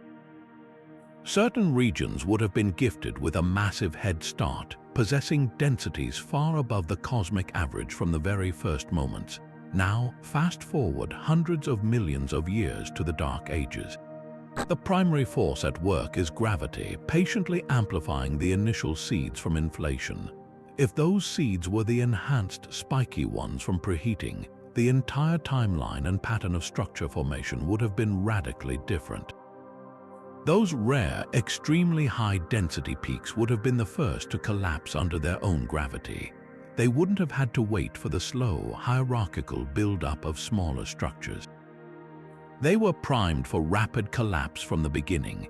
This means the very first objects in the universe, the first stars, the first black holes, the first proto-galaxies could have formed astonishingly early and been astonishingly massive. The long, quiet Dark Ages might have been punctuated far sooner by the brilliant, sudden ignition of these cosmic titans, born from the most privileged real estate in the newborn cosmos. The distribution of these first lights would not have been a uniform sprinkling. They would have been concentrated in rare, incredibly dense knots that were the direct descendants of the most violent resonances from the end of inflation. This theory offers a potential explanation for some of the most puzzling observations in the modern universe, such as the existence of supermassive black holes at incredibly early times. A direct collapse black hole requires a massive, pristine gas cloud that can collapse monolithically. The extreme overdensities generated by preheating provide the perfect nurseries for such objects. A region that was already a pronounced spike in the density field due to parametric resonance would naturally draw in more gas, and its enhanced gravity could prevent fragmentation, leading directly to the formation of a supermassive seed black hole without needing a nearby galaxy to provide the dissociating radiation. The entire architecture of the cosmic web could bear the scars of this initial turbulence, with the largest galaxy clusters today potentially tracing their lineage back to those specific, resonant pockets from the universe's first moments. The search for evidence of preheating is a search for these statistical anomalies in the sky. Cosmologists meticulously analyze the map of the cosmic microwave background, looking for subtle deviations from perfect Gaussianity, a telltale sign that the universe's initial conditions were set not by a gentle process, but by a period of resonant, chaotic energy transfer. They also look at the distribution of galaxies on the largest scales, seeking evidence of that initial spikiness imprinted on the clustering of matter. Finding such a signal would be a direct window into the physics that operated at energy scales 1,000,000,000,000 times higher than what we can probe with any particle collider, revealing that the quiet, dark incubation of the cosmos was predestined by a brief, explosive, and resonant birth. But to truly appreciate the depth of our cosmic mystery, we must now consider a possibility that redefines the very meaning of a beginning. What if our universe wasn't born from a single, isolated explosion of space and time, but was instead one chapter in an eternal, repeating cycle? This brings us to a 20th and truly mind-altering theory, the ekpyrotic and cyclic universe models. The name ekpyrotic comes from the ancient Greek for conflagration or out of fire, but the fire it refers to is not a big bang. It is a collision, a rebirth. This theory emerges from the depths of string theory, which proposes that the fundamental constituents of reality are not point-like particles but tiny, vibrating strings and membranes, or brains for short. In this radical picture, our entire three-dimensional universe could be one such brain, a vast floating sheet existing in a higher dimensional expanse. And we are not alone. Parallel to our own brain, there could be another, a hidden world separated by a gap so small it defines the very fabric of reality. The cosmic story in this model begins not with a bang, but with a slow, inevitable drift.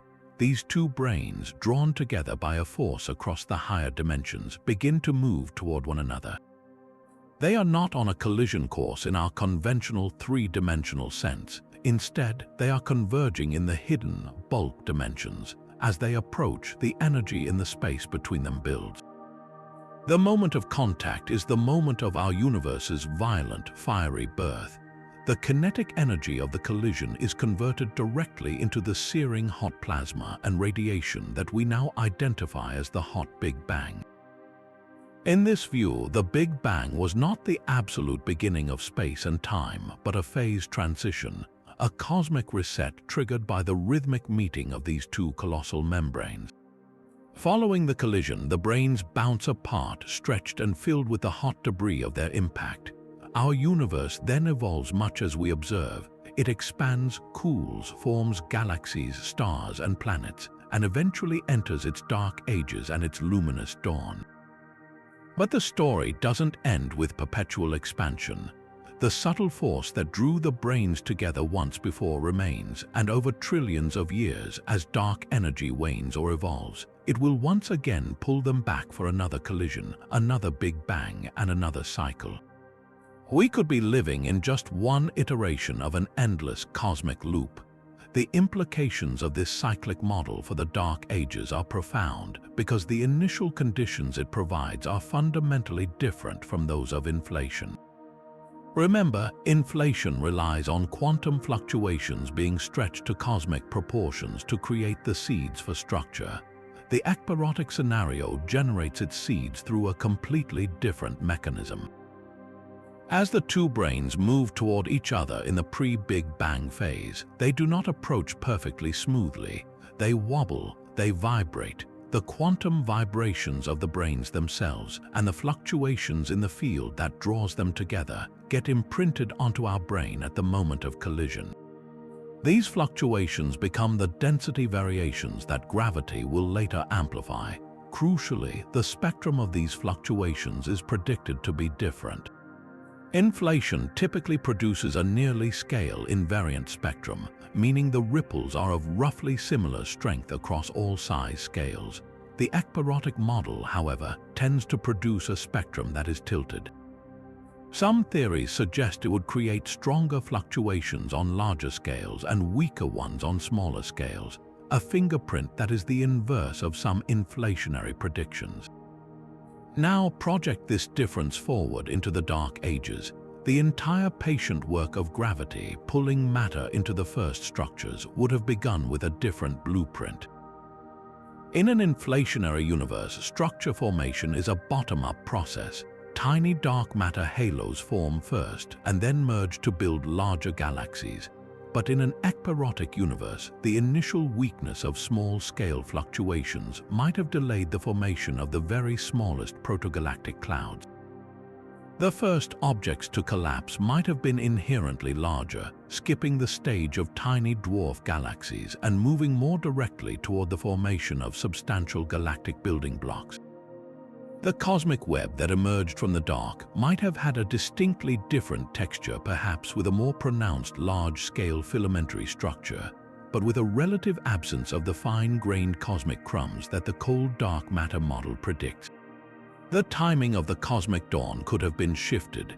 If the first gravitational wells were broader and more massive from the outset, it might have taken longer for gas to accumulate and reach the density needed for collapse, potentially prolonging the Dark Ages.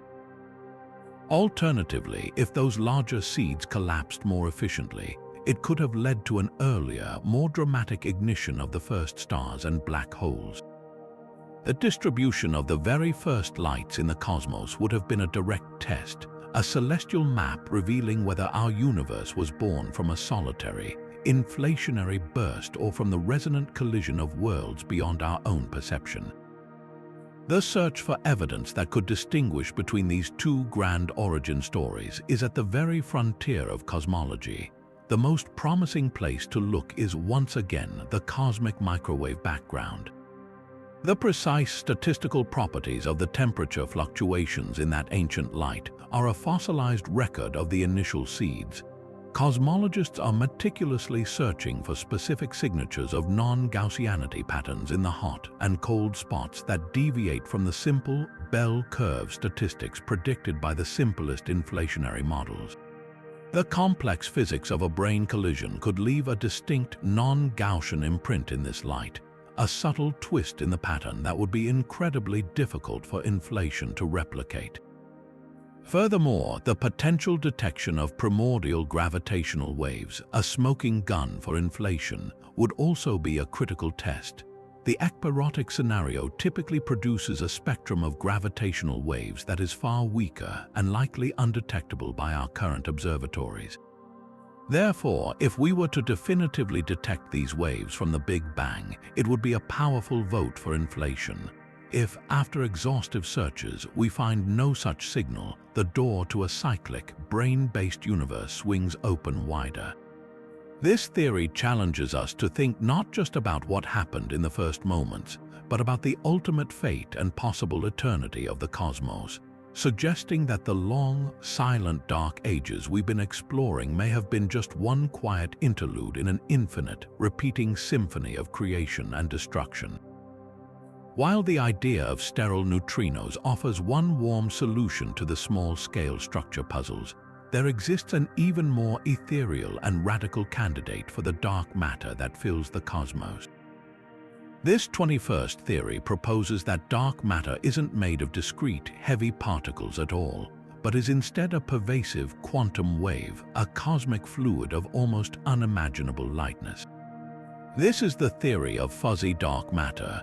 To grasp this concept, we need to shift our perspective entirely. The traditional cold dark matter model imagines particles that are hundreds or thousands of times heavier than a proton, behaving like slow-moving billiard balls that readily clump together. Fuzzy dark matter, in contrast, posits particles that are billions of times lighter than an electron, with masses so minuscule they are measured in a unit called the microelectronvolt. A leading candidate for this substance is the ultralight axion, a ghostly cousin of the particle we encountered earlier, but with a mass so low its quantum nature becomes dominant on a cosmic scale. The term fuzzy comes from a direct consequence of this incredibly low mass. In the quantum world, all particles exhibit wave-particle duality, but for something as heavy as an electron or a proton, the wave-like properties are negligible on large scales.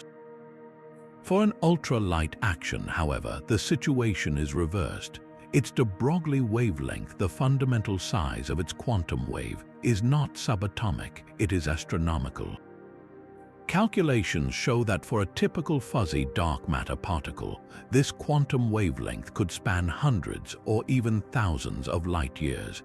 This means that on scales smaller than this wavelength, the dark matter cannot be treated as a collection of individual particles. Instead, it behaves as a single, coherent, vibrating field, a giant quantum wave spread across vast reaches of space. Imagine the dark matter halo of a galaxy not as a swarm of discrete invisible bullets, but as a single, massive, vibrating sphere of invisible quantum fluid humming with a characteristic frequency.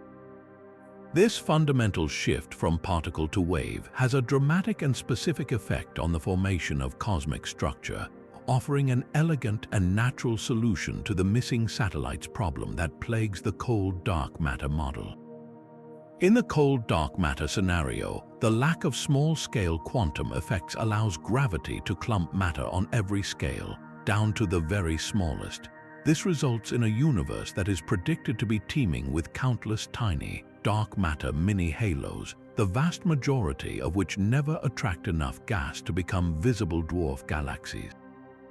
Fuzzy dark matter introduces a powerful smoothing mechanism that directly suppresses this fine-grained clutter.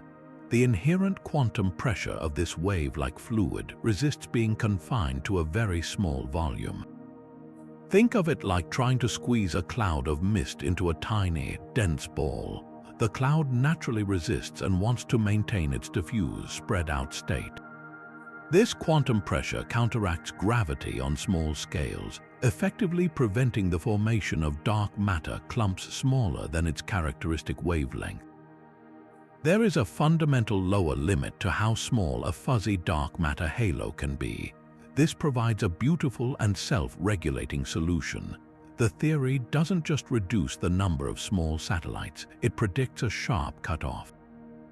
Below a certain mass threshold, equivalent to a dwarf galaxy of a few 100 million solar masses, dark matter halos simply cannot form. The smallest structures that do emerge from the dark ages in this model are inherently larger, naturally matching the observed population of dwarf galaxies around the Milky Way, without the need for complex astrophysical feedback to explain away the missing multitude. The cosmic web that assembled during the Dark Ages would have had a distinctly different texture. Instead of a finely grained, fractal-like structure full of microscopic halos, the initial scaffolding would have been smoother, with a characteristic granularity set by the quantum wavelength of the dark matter particle itself. The very first gravitational wells to form would have been these larger, fuzzy halos, meaning the dawn of the first stars might have been slightly delayed, waiting for these more substantial structures to assemble, but then potentially igniting in a more coordinated fashion within these broad, wave-like potential wells. The distribution of the first lights in the universe would carry the imprint of this quantum pressure, a fossil record of dark matter's wavy nature written in the pattern of the earliest galaxies. Now, let's shift our perspective from ghostly waves to objects of almost unimaginable density. This 22nd theory ventures into one of the most speculative yet captivating realms of particle physics, proposing that dark matter isn't made of exotic particles at all, but is instead composed of ancient, ultra-dense relics from the universe's very first microseconds. This is the theory of quark nuggets or nuclearites. To understand this, we need to rewind even further than recombination, back to a time before protons and neutrons even existed. For the first few millionths of a second after the Big Bang, the universe was so hot and dense that it wasn't even a plasma of atoms. It was a searing ocean of free quarks and gluons, known as the quark-gluon plasma.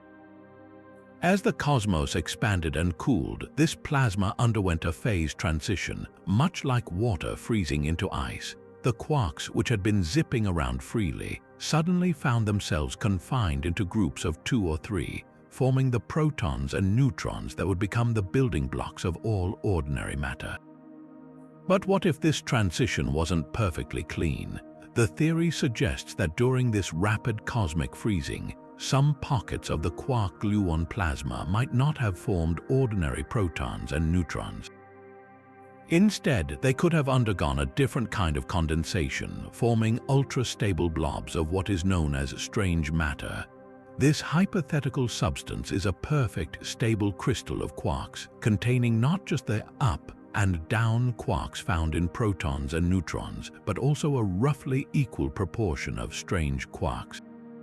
This combination is theorized to be the most stable form of matter in the entire universe, more stable than even an iron nucleus. If such a blob were created, it would be essentially indestructible, a fossilized droplet of the primordial quark-gluon plasma that could survive for eternity. These hypothetical objects are what we call quark nuggets or nuclearites.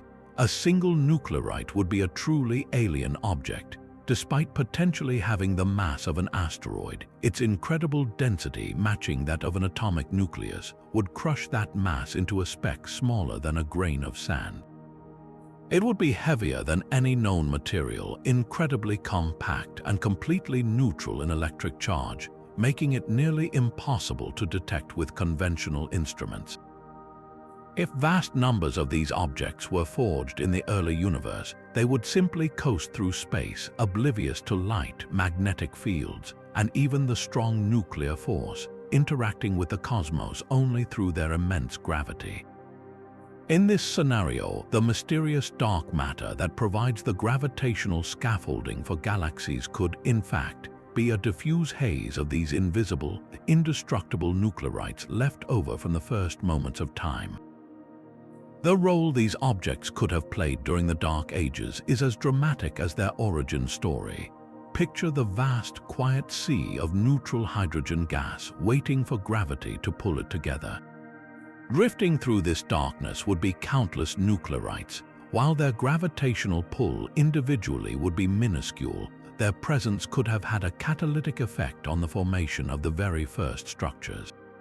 As a nuclearite moved through the primordial gas, its immense density would create a tiny but powerful gravitational wake.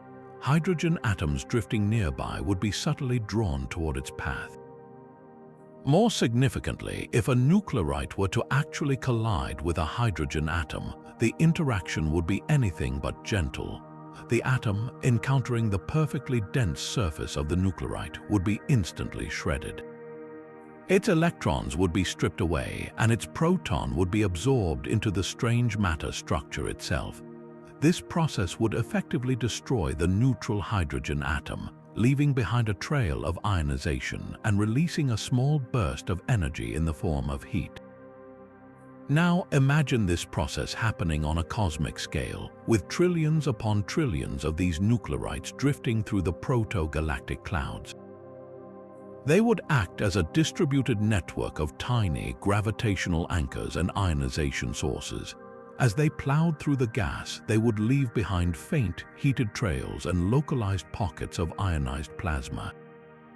This could have served two crucial functions. First, the gentle gravitational focusing could have helped to seed the initial collapse of gas clouds, providing more structure for gravity to work with than the faint quantum ripples from inflation alone.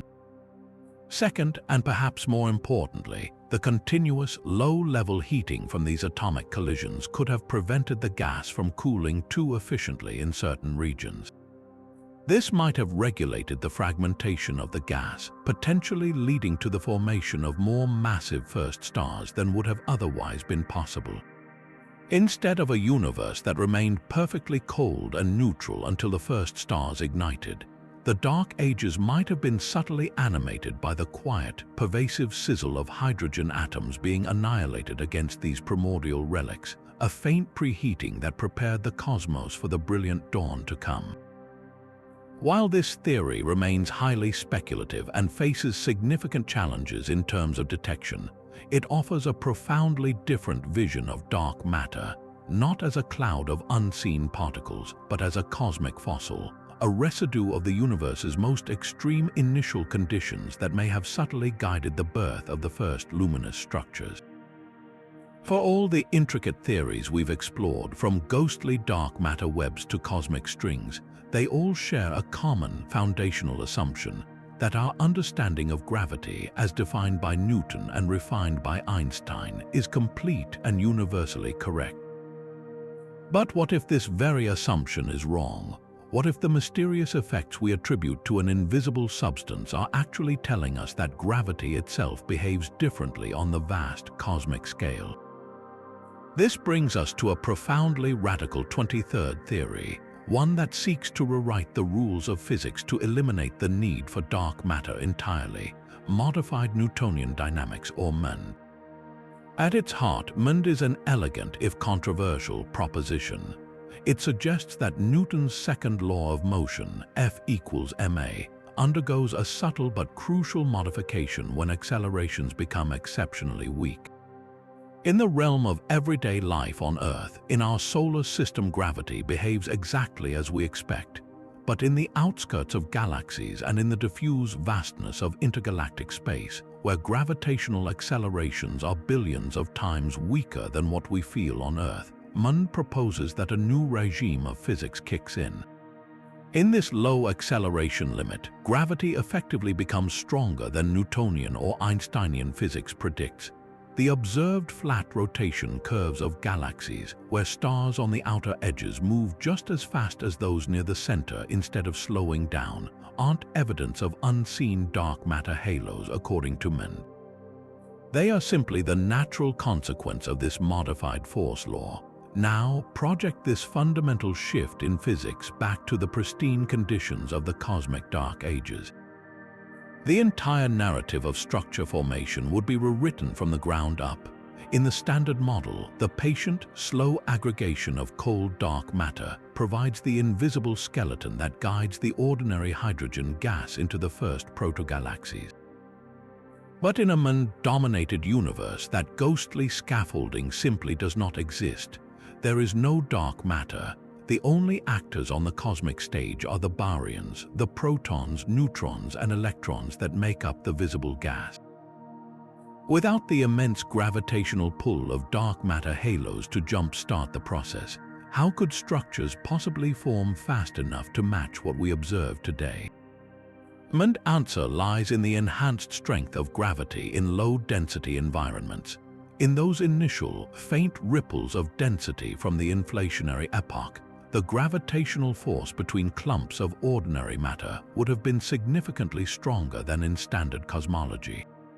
This means that the gravitational instability that pulls gas together would have been far more potent and efficient.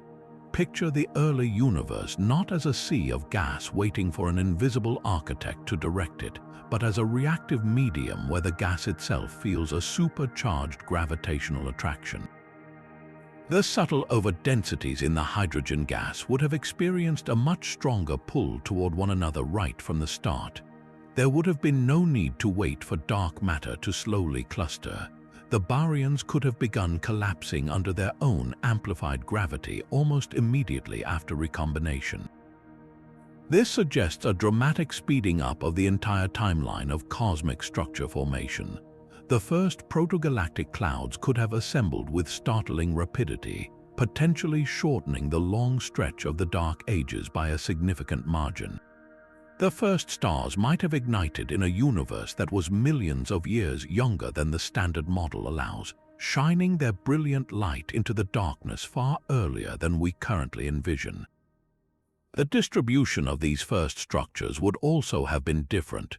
Without the dense, spherical dark matter halos to confine it, the collapsing gas in a MONDian universe might have naturally formed more flattened, disk-like structures from the very beginning, perhaps leading to the early emergence of organized, rotating systems that resembled modern spiral galaxies in their infancy. However, this accelerated timeline is not without its own set of profound challenges, particularly when faced with the universe's most powerful snapshot, the cosmic microwave background. The precise pattern of hot and cold spots in the CMB is a sensitive probe of the contents of the cosmos. The positions and heights of the acoustic peaks in this radiation are exquisitely tuned by the interplay between ordinary matter, radiation, and dark matter. In the Standard Model, dark matter plays a crucial role because it is unaffected by radiation pressure. This allows its gravitational perturbations to grow unabated even while the ordinary baryonic plasma is being buffeted and smoothed by photons. This separation is vital for creating the specific pattern we observe. In a pure universe with no dark matter, this decoupling does not exist.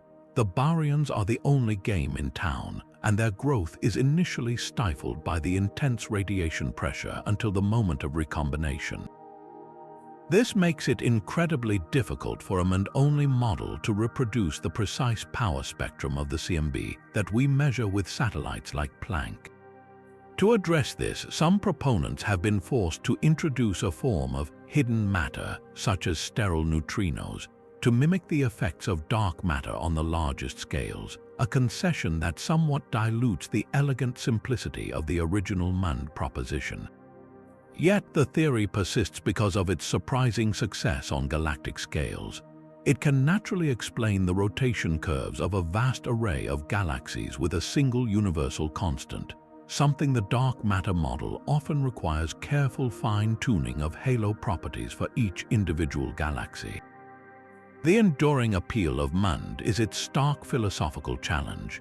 It forces us to question whether we are witnessing the effects of a missing ingredient in the universe or a missing chapter in our understanding of its most fundamental force.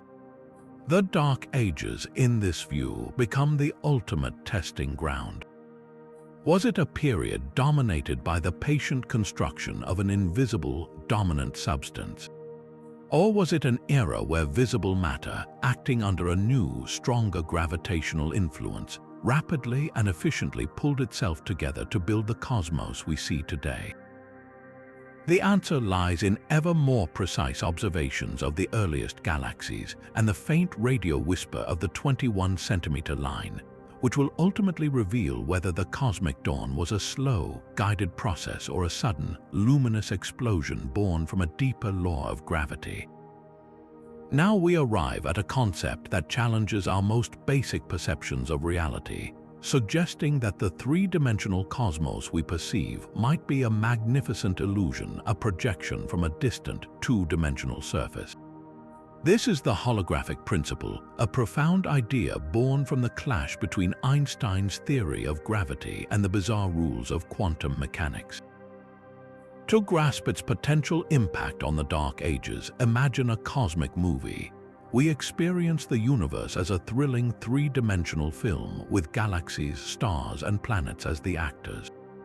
The holographic principle proposes that all the information needed to create this entire three-dimensional movie is actually encoded on a flat, two-dimensional screen surrounding us, like the film reel for a projector. Every particle, every force, every event within our volumetric space is merely a decoded representation of information stored on this distant boundary. This isn't just a metaphor. It's a serious theoretical framework that emerges from black hole physics, where the maximum amount of information a volume of space can contain is not proportional to its volume, but to the area of its surface. Apply this radical logic to the universe during its Dark Ages. At this epoch, the cosmos was a finite, if vast, expanding sphere. According to the holographic principle, the total amount of information, the complexity and detail possible within this nascent universe was not limitless. It was constrained by the surface area of the observable universe at that time. There was a cosmic pixel count, a maximum resolution for reality itself. This introduces a fascinating and fundamental limit, the process of structure formation, where gravity patiently amplifies tiny ripples into vast galaxies, is essentially a process of creating informational complexity. It takes a relatively smooth, low-information state, a uniform sea of hydrogen, and transforms it into a high-information state full of intricate structures and complex motions. The holographic bound would have placed a hard ceiling on just how complex the universe could become during that era. there was only so much memory available in the cosmic computer to encode the emerging cosmic web. This informational limit would have manifested in a very specific way by suppressing the formation of the very smallest structures. In the standard cold dark matter model, gravity can, in principle, clump matter on infinitesimally small scales, creating a universe filled with a fine-grained fog of microscopic dark matter halos. But a holographic universe would have resisted this, creating a complex, clumpy distribution on extremely small scales requires an enormous amount of information. It would be like trying to render a perfectly detailed, high-resolution image on a screen with a very low pixel count. The fine details simply become blurry and cannot be represented. The universe in its holographic youth had a low pixel count. Therefore, the intricate fractal-like texture of the cosmic web predicted by some models might have been inherently smoothed out. The quantum fluctuations from inflation that were smaller than a certain critical scale might have been effectively erased, as there simply wasn't enough informational capacity on the universe's boundary to encode their evolution into real physical structures. Consequently, the first structures to emerge from the darkness would not have been a multitude of tiny, dwarf galaxy seeds. Instead, the holographic principle suggests a more minimalist beginning. The initial gravitational collapses would have favored larger, coarser structures from the outset. The universe would have prioritized painting its cosmic masterpiece with broad brushstrokes first, because the fine-tipped brushes required for delicate detail were informationally too expensive. This could have led to a more streamlined and efficient emergence of the first galaxies. Without a cosmic landscape cluttered with countless insignificant micro-halos, the primordial gas could have flowed more directly into the larger, more substantial potential wells that were informationally allowed to exist. The dawn of the first stars might have been a more coordinated event, with massive proto-galaxies igniting in a universe that had already been pre-filtered to remove informational noise, focusing its limited resources on building the major nodes of the future cosmic web. In this view, the profound silence of the Dark Ages was not just an absence of light, but a period where the universe was operating under a strict cosmic budget, carefully allocating its fundamental resource information to build the foundational structures of everything we see today. But what if the dark matter halos we've been picturing weren't the dense, sharply peaked spheres we typically imagine? Our entire story so far has hinged on dark matter being almost entirely aloof, interacting with itself and the rest of the universe only through the silent, long-range pull of gravity.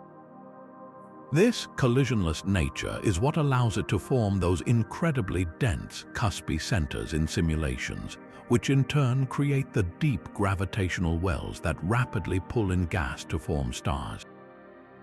However, there is a growing and intriguing challenge to this simple picture, a 25th theory that proposes dark matter might have a hidden social life. This is the theory of self-interacting dark matter, or SIDM. It dares to suggest that dark matter particles don't just pass through each other like ghosts in the night. Instead, they might occasionally interact through their own unique force, a dark sector equivalent of the electromagnetic force, causing them to bounce off one another or even annihilate when they collide. This single added property would fundamentally reshape the architecture of the cosmic scaffolding during the Dark Ages. Think of it like this. In the standard model, dark matter particles fall into a gravitational well, and because they feel no friction or pressure, they simply slingshot through the center and out the other side, oscillating back and forth to create a very dense peaked core. It's a bit like a swarm of bees all flying through the same point in space again and again, creating a thick concentration at the center. But if those bees could actually collide with each other, everything changes. In a self-interacting dark matter halo, when two particles collide, they exchange energy and momentum. Particles that were on trajectories taking them to the very center might get scattered outward, while particles from the outskirts might be redirected inward. Over time, this constant microscopic shuffling acts like a form of dark matter pressure. It smooths out the distribution, preventing the formation of an extremely dense central cusp and instead creating a much more uniform, puffy, and spherical core, much like the way air molecules in a balloon distribute themselves evenly to create a smooth, round shape. The consequences for the formation of the first luminous objects are profound and direct. The depth and shape of a dark matter halo's gravitational well are what dictate how, when, and where gas will flow in to create stars. A standard cuspy halo has an intensely powerful gravitational grip right at its center. This acts like a powerful cosmic vacuum cleaner, pulling hydrogen gas in at a ferocious rate and compressing it to extreme densities, leading to the rapid and potentially explosive birth of massive population 3 stars. But a puffy, spherical Sidom halo is a much gentler architect. Its gravitational pull is more spread out and uniform. There is no intense, pinpoint gravitational spike to violently accelerate the gas. Instead, the inflow of primordial hydrogen would be more gradual and regulated. The gas would have more time to settle, to radiate away its heat, and to potentially fragment in a more controlled way. This could lead to a very different outcome for the very first stars. Rather than exclusively forming monstrous, short-lived behemoths, self-interacting dark matter might have enabled the formation of the universe's first lower-mass stars alongside the giants. These smaller stars would burn their fuel for billions of years, and some might even still be shining today, hiding in the halos of modern galaxies as living fossils from the cosmic dawn. This theory didn't emerge from pure speculation. It was proposed as a potential solution to several persistent tensions between dark matter simulations and actual astronomical observations. The most famous of these is the cusp core problem. Many sophisticated computer simulations of galaxy formation with standard cold dark matter predict that dwarf galaxies should have a steeply rising density of dark matter at their centers, a cusp. Yet, when astronomers measure the rotation of gas and stars in real dwarf galaxies, the data often suggests a much flatter, constant density core at their heart. It's as if the central density has been scooped out. Self-interacting dark matter provides a beautiful, natural explanation for this. The constant collisions of dark matter particles in the crowded center of a halo would naturally transport heat outward, effectively eroding the central cusp and transforming it into a soft core, just as the observations seem to require. Furthermore, Sidom can also address the too big to fail problem, where the most massive simulated dark matter subhalos in the Milky Way are predictably so dense that they should easily form bright satellite galaxies, yet we observe several of these massive halos to be suspiciously dark and barren. If dark matter is self-interacting, these massive halos would be puffier and have a weaker gravitational pull, making it much harder for them to capture and retain the gas needed to light up as visible galaxies. So, while the long night of the Dark Ages was a time of silent construction in any model, the very nature of that construction, the blueprint for the first stars and galaxies, hinges critically on the hidden personality of dark matter. Was it a collection of lonely, non-interacting particles that built sharp, dense gravitational pits, leading to a dramatic and violent first dawn? Or was it a more communal, self-interacting substance that built softer, rounder wells, allowing for a more diverse and perhaps more temperate beginning to the Age of Light? The answer to this question is not just about a minor detail in particle physics. It is about understanding the initial conditions for star formation itself, determining whether the universe's first steps into luminosity were a frantic sprint or a more measured walk. Imagine a universe with a split personality, its destiny governed by two mysterious forces locked in an eternal struggle. On one side, dark matter, pulling everything together with its relentless gravity, building the cosmic web. On the other, dark energy, pushing everything apart, accelerating the expansion of space itself. For decades, cosmologists have treated these two as separate, distinct entities in their equations. But what if this duality is an illusion? What if, in reality, we are witnessing the different moods of a single, unified substance? This leads us to our 26th theory, a concept that elegantly merges the two greatest cosmic mysteries into one, the Chaplygin gas as a unified dark fluid. The name comes from a Russian physicist who, over a century ago, studied the aerodynamics of airplane wings and described a fluid with a very peculiar property. Its pressure decreases as its density increases, a counterintuitive behavior unlike any ordinary gas or liquid. Decades later, cosmologists realized this bizarre property could be the key to a grand cosmic unification. In the context of the early universe, this idea is as profound as it is simple. Instead of postulating two separate, unknown components, one that clumps and one that smooths, this theory proposes that a single, exotic fluid fills the cosmos. Its behavior is not fixed, it evolves. During the dense, crowded conditions of the early universe, including the Dark Ages, this Chaplygin gas would have had a very low, near zero pressure. In the cosmic tug of war between gravity's inward pull and a fluid's outward pressure, a near-zero pressure means gravity wins effortlessly. Under these conditions, the unified dark fluid would have behaved exactly like cold dark matter. It would have clustered readily under gravity, pooling into the subtle dimples of the primordial density field and forming the invisible scaffolding for the first structures. The dark matter halos that guided the flow of neutral hydrogen gas would not have been made of discrete, collisionless particles, but would instead have been temporary, localized concentrations of this all-pervading fluid. From the perspective of the collapsing gas clouds during the Dark Ages, the gravitational effect would have been identical. The cosmic architecture was being built by a substance that pulled matter together with the same silent, patient strength. The magic of this model, however, lies in its evolution.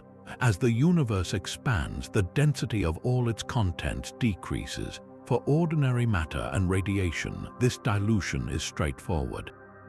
But for the Chaplygin gas, the decreasing density triggers a dramatic phase transition in its nature. Remember that strange property: its pressure decreases as its density increases. This means the inverse is also true. As the universe expands and the density of the Chaplygin gas decreases, its pressure must increase. Over billions of years, as the cosmos grew vast and sparse, the pressure of this unified fluid would have steadily risen. Eventually, this increasing pressure would have begun to dominate the cosmic energy budget.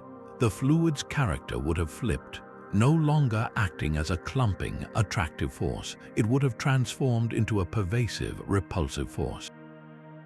The very same substance that once patiently built the cosmic web would now be actively tearing it apart, its negative pressure driving the accelerated expansion we attribute to dark energy. In this stunning picture, dark matter and dark energy are not rivals. They are merely the youthful and elderly phases of a single cosmic entity, two chapters in the life story of the Chaplygin gas. This elegant unification would have had a subtle but distinct impact on the timeline of the Dark Ages and the subsequent dawn of the first stars. Because the Chaplygin gas is a smooth, continuous fluid, its clustering properties are not perfectly identical to those of standard particle-based dark matter. In particular, it tends to suppress the formation of structure on the very smallest scales. The universe would have had a characteristic graininess, with a minimum size for the first dark matter halos that could form. This means the very tiniest, earliest protogalactic clouds, the ones that in some models could have hosted the absolute first stars, might not have been able to coalesce. The ignition of the cosmic dawn would have been shifted slightly, waiting for larger, more substantial halos to assemble. The first lights in the universe would have flickered on in a landscape that was slightly smoother, with fewer of the minuscule dark matter clumps that the standard model predicts. The distribution of the earliest galaxies would therefore carry a faint fingerprint of this unified dark fluid. a signature that upcoming galaxy surveys at high redshift might one day be able to detect. Of course, such a radical proposal faces its own set of challenges. The primary hurdle is reconciling the model with the exquisitely precise data we have from the cosmic microwave background and the large-scale distribution of galaxies. The observed patterns seem to favor a universe where dark matter is entirely pressureless and non-interacting, allowing it to clump freely on all scales from the very beginning. The Chaplain gas, with its inherent fluid-like pressure, can struggle to reproduce the precise details of this cosmic structure without additional tweaks and modifications. Some hybrid models have been proposed, combining elements of the Chaplain gas with a dash of conventional dark matter, but this begins to compromise the beautiful simplicity of the original idea. Yet, the theory remains a powerful and compelling testament to the creativity of cosmology. It challenges us to think beyond the established categories and to consider that the universe's greatest mysteries might not be separate puzzles, but interconnected pieces of a single, grander enigma. The long silence of the Dark Ages, in this view, was not just governed by one invisible force, but was a critical period in the life cycle of a unified dark fluid that was quietly transitioning from its role as cosmic architect to its ultimate destiny as the engine of cosmic dissolution. Now we venture into one of the most speculative and mind-warping theories of all, a concept that sounds like it's been pulled from the pages of a science fiction novel, yet is grounded in the complex mathematics of quantum field theory.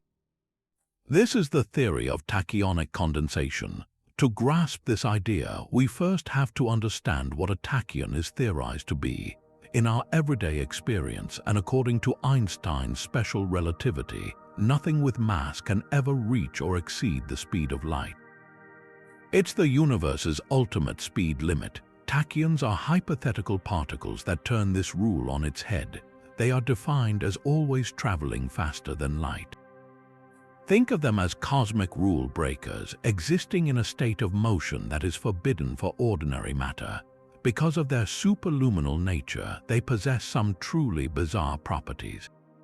For one, as they lose energy, they actually speed up, and if they were to somehow gain energy, they would slow down, approaching the speed of light from above but never quite dropping below it. Their very existence would challenge our fundamental understanding of causality and the flow of time.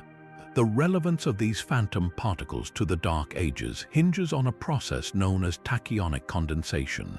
Imagine a universe filling energy field, much like the Higgs field or the inflaton field we've discussed before. In its highest energy, most excited state, this field is stable. But its true preferred state, its lowest energy configuration, is actually lower. The field is, in a sense, precariously balanced, like a pencil standing perfectly on its tip. It's in a false vacuum. According to this theory, the tachyon field was in exactly this kind of unstable, high-energy state throughout the early part of the Dark Ages. The universe was not only dark and quiet, but it was also fundamentally metastable, poised on the edge of a cosmic precipice.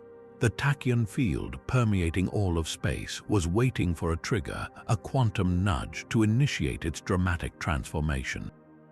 The moment of condensation would have been one of the most sudden and violent phase transitions the universe has ever experienced. That pencil, after billions of years of perfect balance, finally falls. The entire tachyon field, everywhere in the cosmos at once, would have rolled down its energy hill to its true, stable minimum. This isn't a slow process like water freezing. It's an instantaneous global event. As the field condenses, it releases an incomprehensible amount of latent energy into the fabric of spacetime itself. This energy wouldn't manifest as a flash of light we could see. Tachyons aren't about that, but as a colossal injection of raw kinetic and thermal energy directly into the dormant hydrogen gas. Picture the entire cosmos as a still, dark pond. Tachyonic condensation would be like someone striking the surface of that pond with a planet-sized hammer. A powerful shockwave of energy would ripple through the neutral hydrogen at faster-than-light speeds, violently shaking the very foundations of the nascent cosmic web. The consequences for the end of the Dark Ages would be immediate and spectacular. This universal shockwave would have acted as the ultimate cosmic trigger. The gentle, patient work of gravity, slowly pulling gas clouds together over hundreds of millions of years, would have been violently accelerated in an instant. Everywhere, the primordial gas would have been suddenly and intensely compressed. Vast regions of hydrogen that were on the cusp of collapse would have been pushed over the edge all at once. The result would not have been a gradual dawning of stars one by one. It would have been a starburst on a cosmological scale, a near simultaneous ignition of the first stars across the entire observable universe. The long cosmic night wouldn't have faded with a gentle sunrise. It would have been shattered by 1 trillion lightning strikes, as if a master switch for star formation was thrown for the entire cosmos. This theory provides a radical and abrupt mechanism for ending the Dark Ages, suggesting that the dawn of light was not a slow, inevitable process, but a dramatic, event-driven revolution that lit up the cosmos in a single, breathtaking moment. But to truly push the boundaries of what might have happened in that primordial darkness, we must now consider a theory that doubles the entire cosmic landscape. What if our universe has a silent twin, a perfect mirror image of itself that has existed since the beginning, yet remains forever hidden from our view? This is the staggering proposal of mirror matter theory. It begins with a curious observation in the world of particle physics. The laws of nature at a fundamental level seem to possess a profound symmetry. For every known particle and force, there exists a potential mirror version, a perfect doppelganger. This isn't antimatter, which we already understand and can create. This is something entirely different, a complete parallel sector of particles that would form their own atoms, their own chemistry, and their own stars and galaxies, all governed by the same physical laws as our own, but operating in a realm that is almost entirely separate. The only bridge between our world and this mirror world, the only way they can possibly interact, is through the faint, universal tug of gravity. Imagine then the implications for the cosmic Dark Ages. As our own universe transitioned from a brilliant plasma to a vast dark sea of neutral hydrogen, the exact same process was unfolding in this parallel reality. The mirror universe would have had its own moment of recombination, its own cosmic microwave background, and its own descent into a billion-year night. It would have been a perfect cosmic echo, a shadow universe experiencing its own dark ages in lockstep with our own. But here is where the theory becomes truly transformative for our story. While the two universes would be invisible to each other in terms of light, their mutual gravitational influence would have been inescapable. The mirror matter spread throughout the cosmos would have contributed its gravity to the total mass of the universe, influencing the very rate of cosmic expansion from the earliest moments. More importantly for structure formation, the mirror particles would have formed their own dark matter halos, their own invisible scaffolding under the influence of gravity. Now picture the scene. In our visible universe, a cloud of neutral hydrogen begins to feel the gentle pull of a nearby dark matter halo, starting its slow collapse toward becoming one of the first stars. But according to this theory, it wasn't just feeling the pull from our universe's dark matter. It was also feeling the gravitational influence of an entire, invisible mirror galaxy taking shape in the exact same location. The mirror matter would have been collapsing into its own structures at the same time, and because it interacts only through gravity, it would have seamlessly co-located with the halos of our own dark matter. The total gravitational pull on that primordial gas cloud would have been significantly stronger than if our universe were alone. This mirror matter would have acted as a form of gravitational reinforcement, deepening the potential wells and making it easier and faster for the first gaseous structures in our universe to collapse. This gravitational partnership could elegantly solve several cosmic puzzles. For instance, the observed rotation curves of some galaxies and the dynamics of certain galaxy clusters suggest more gravitational mass than we can account for with our standard models of dark matter alone. The presence of a mirror sector seamlessly intertwined with our own through gravity would provide that extra pull without the need to invent new properties for our own dark matter particles.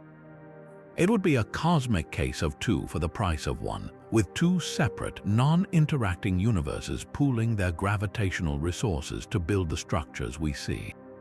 The timeline of the cosmic dawn might have been accelerated by this effect, with stronger gravitational wells from the very beginning thanks to the combined mass of both ordinary dark matter and mirror matter.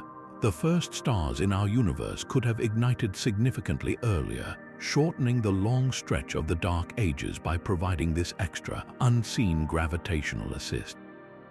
The most captivating consequence, however, is the sheer existential scope of it all.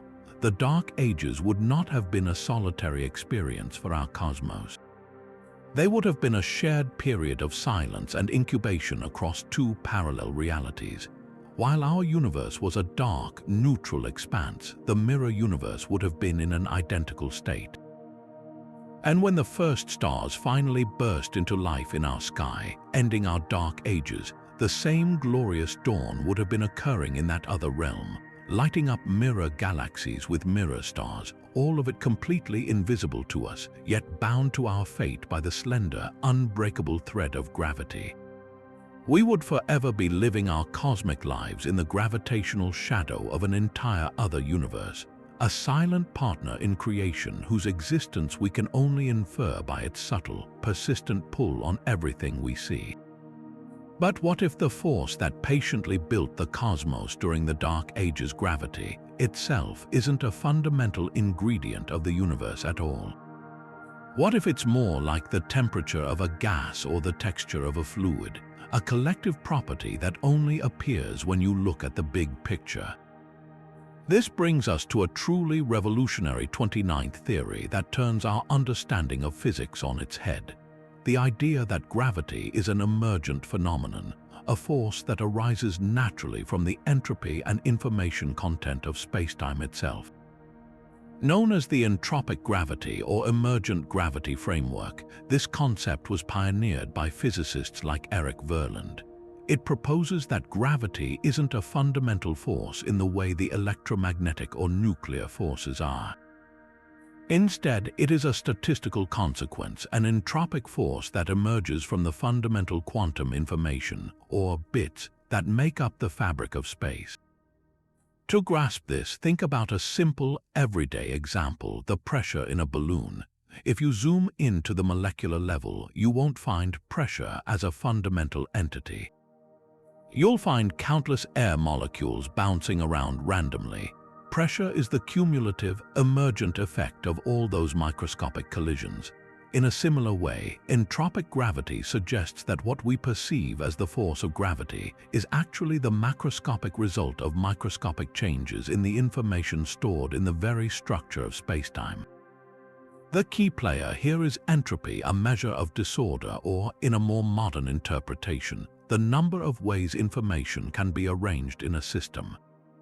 According to this view, the natural tendency for entropy to increase drives what we call gravitational attraction.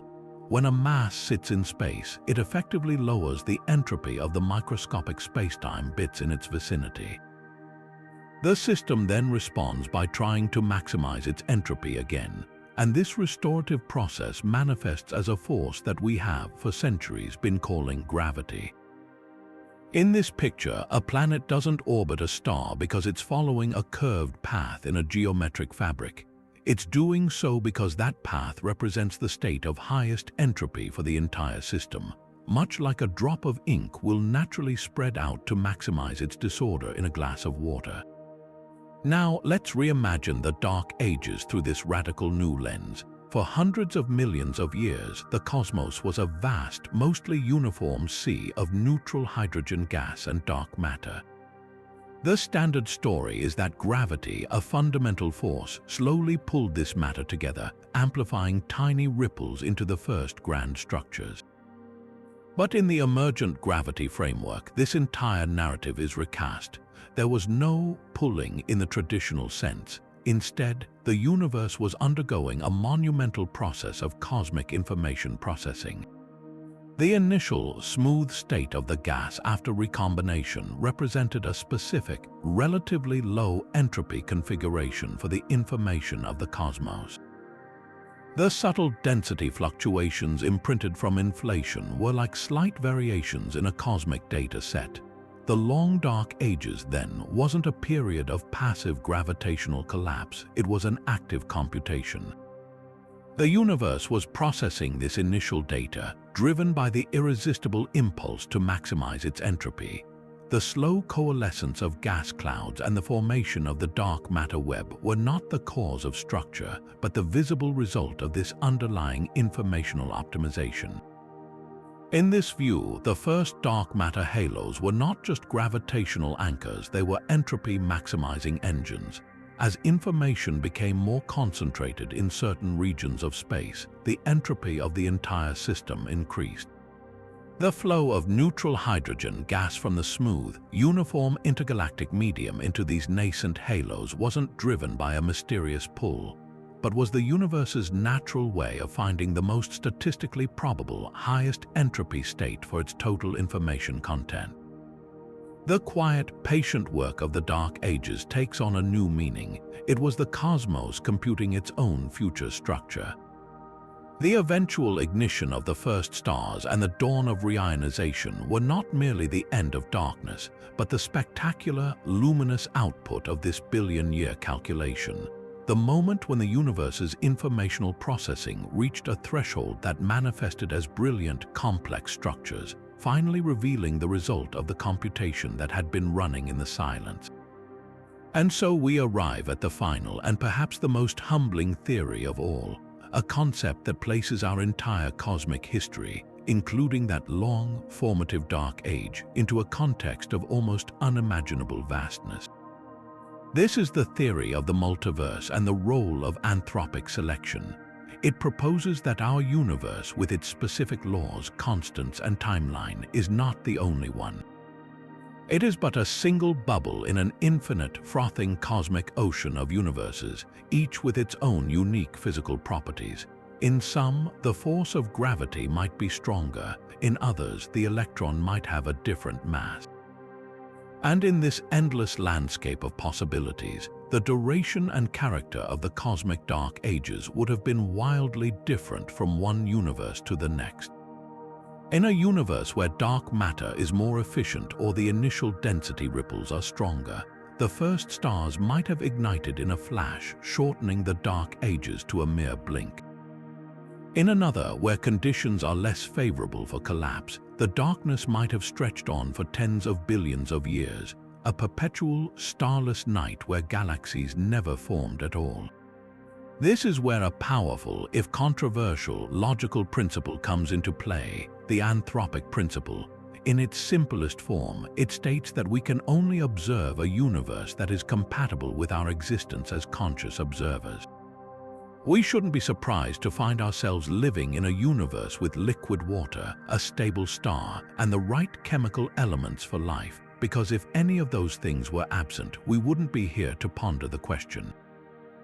Now apply this reasoning to the Dark Ages. That billion-year period of quiet incubation was not an arbitrary interval. It was a critical parameter in a chain of events that led to us. Had the Dark Ages been significantly shorter, the rapid formation of the first stars might have produced a universe dominated by immense, short-lived giants. Their cataclysmic supernova would have scattered heavy elements far and wide, but they might also have reionized the universe so violently and quickly that it disrupted the delicate process of forming smaller, stable, second-generation stars like our Sun.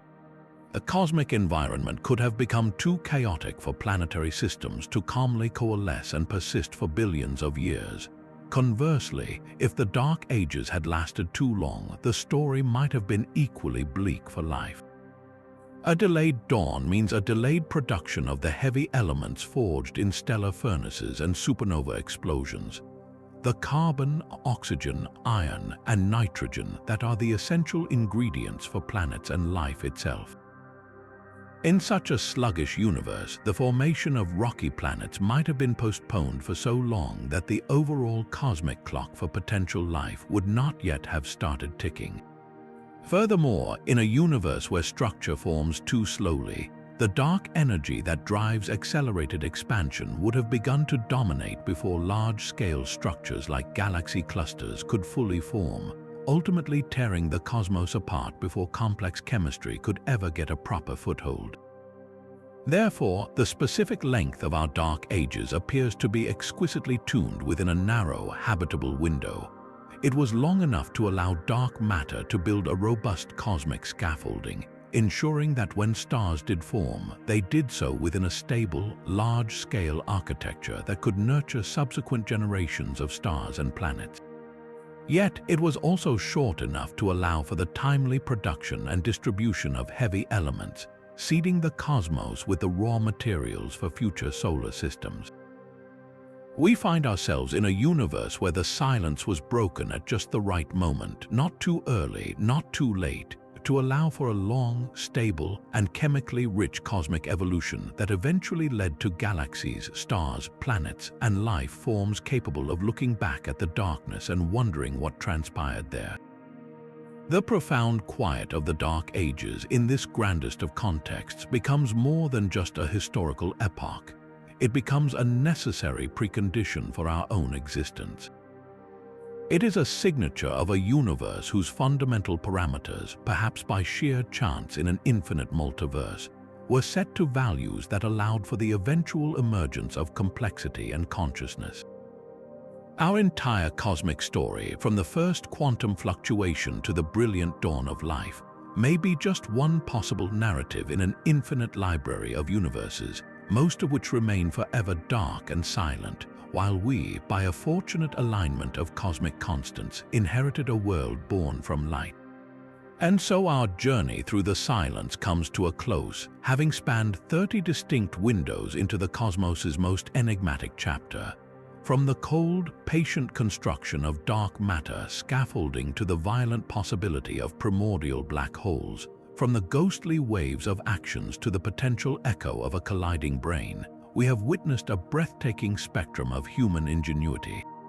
These theories, ranging from the well-supported pillars of modern cosmology to the thrilling fringes of speculative physics, all share a single, unifying purpose: to illuminate a billion-year gap in our story.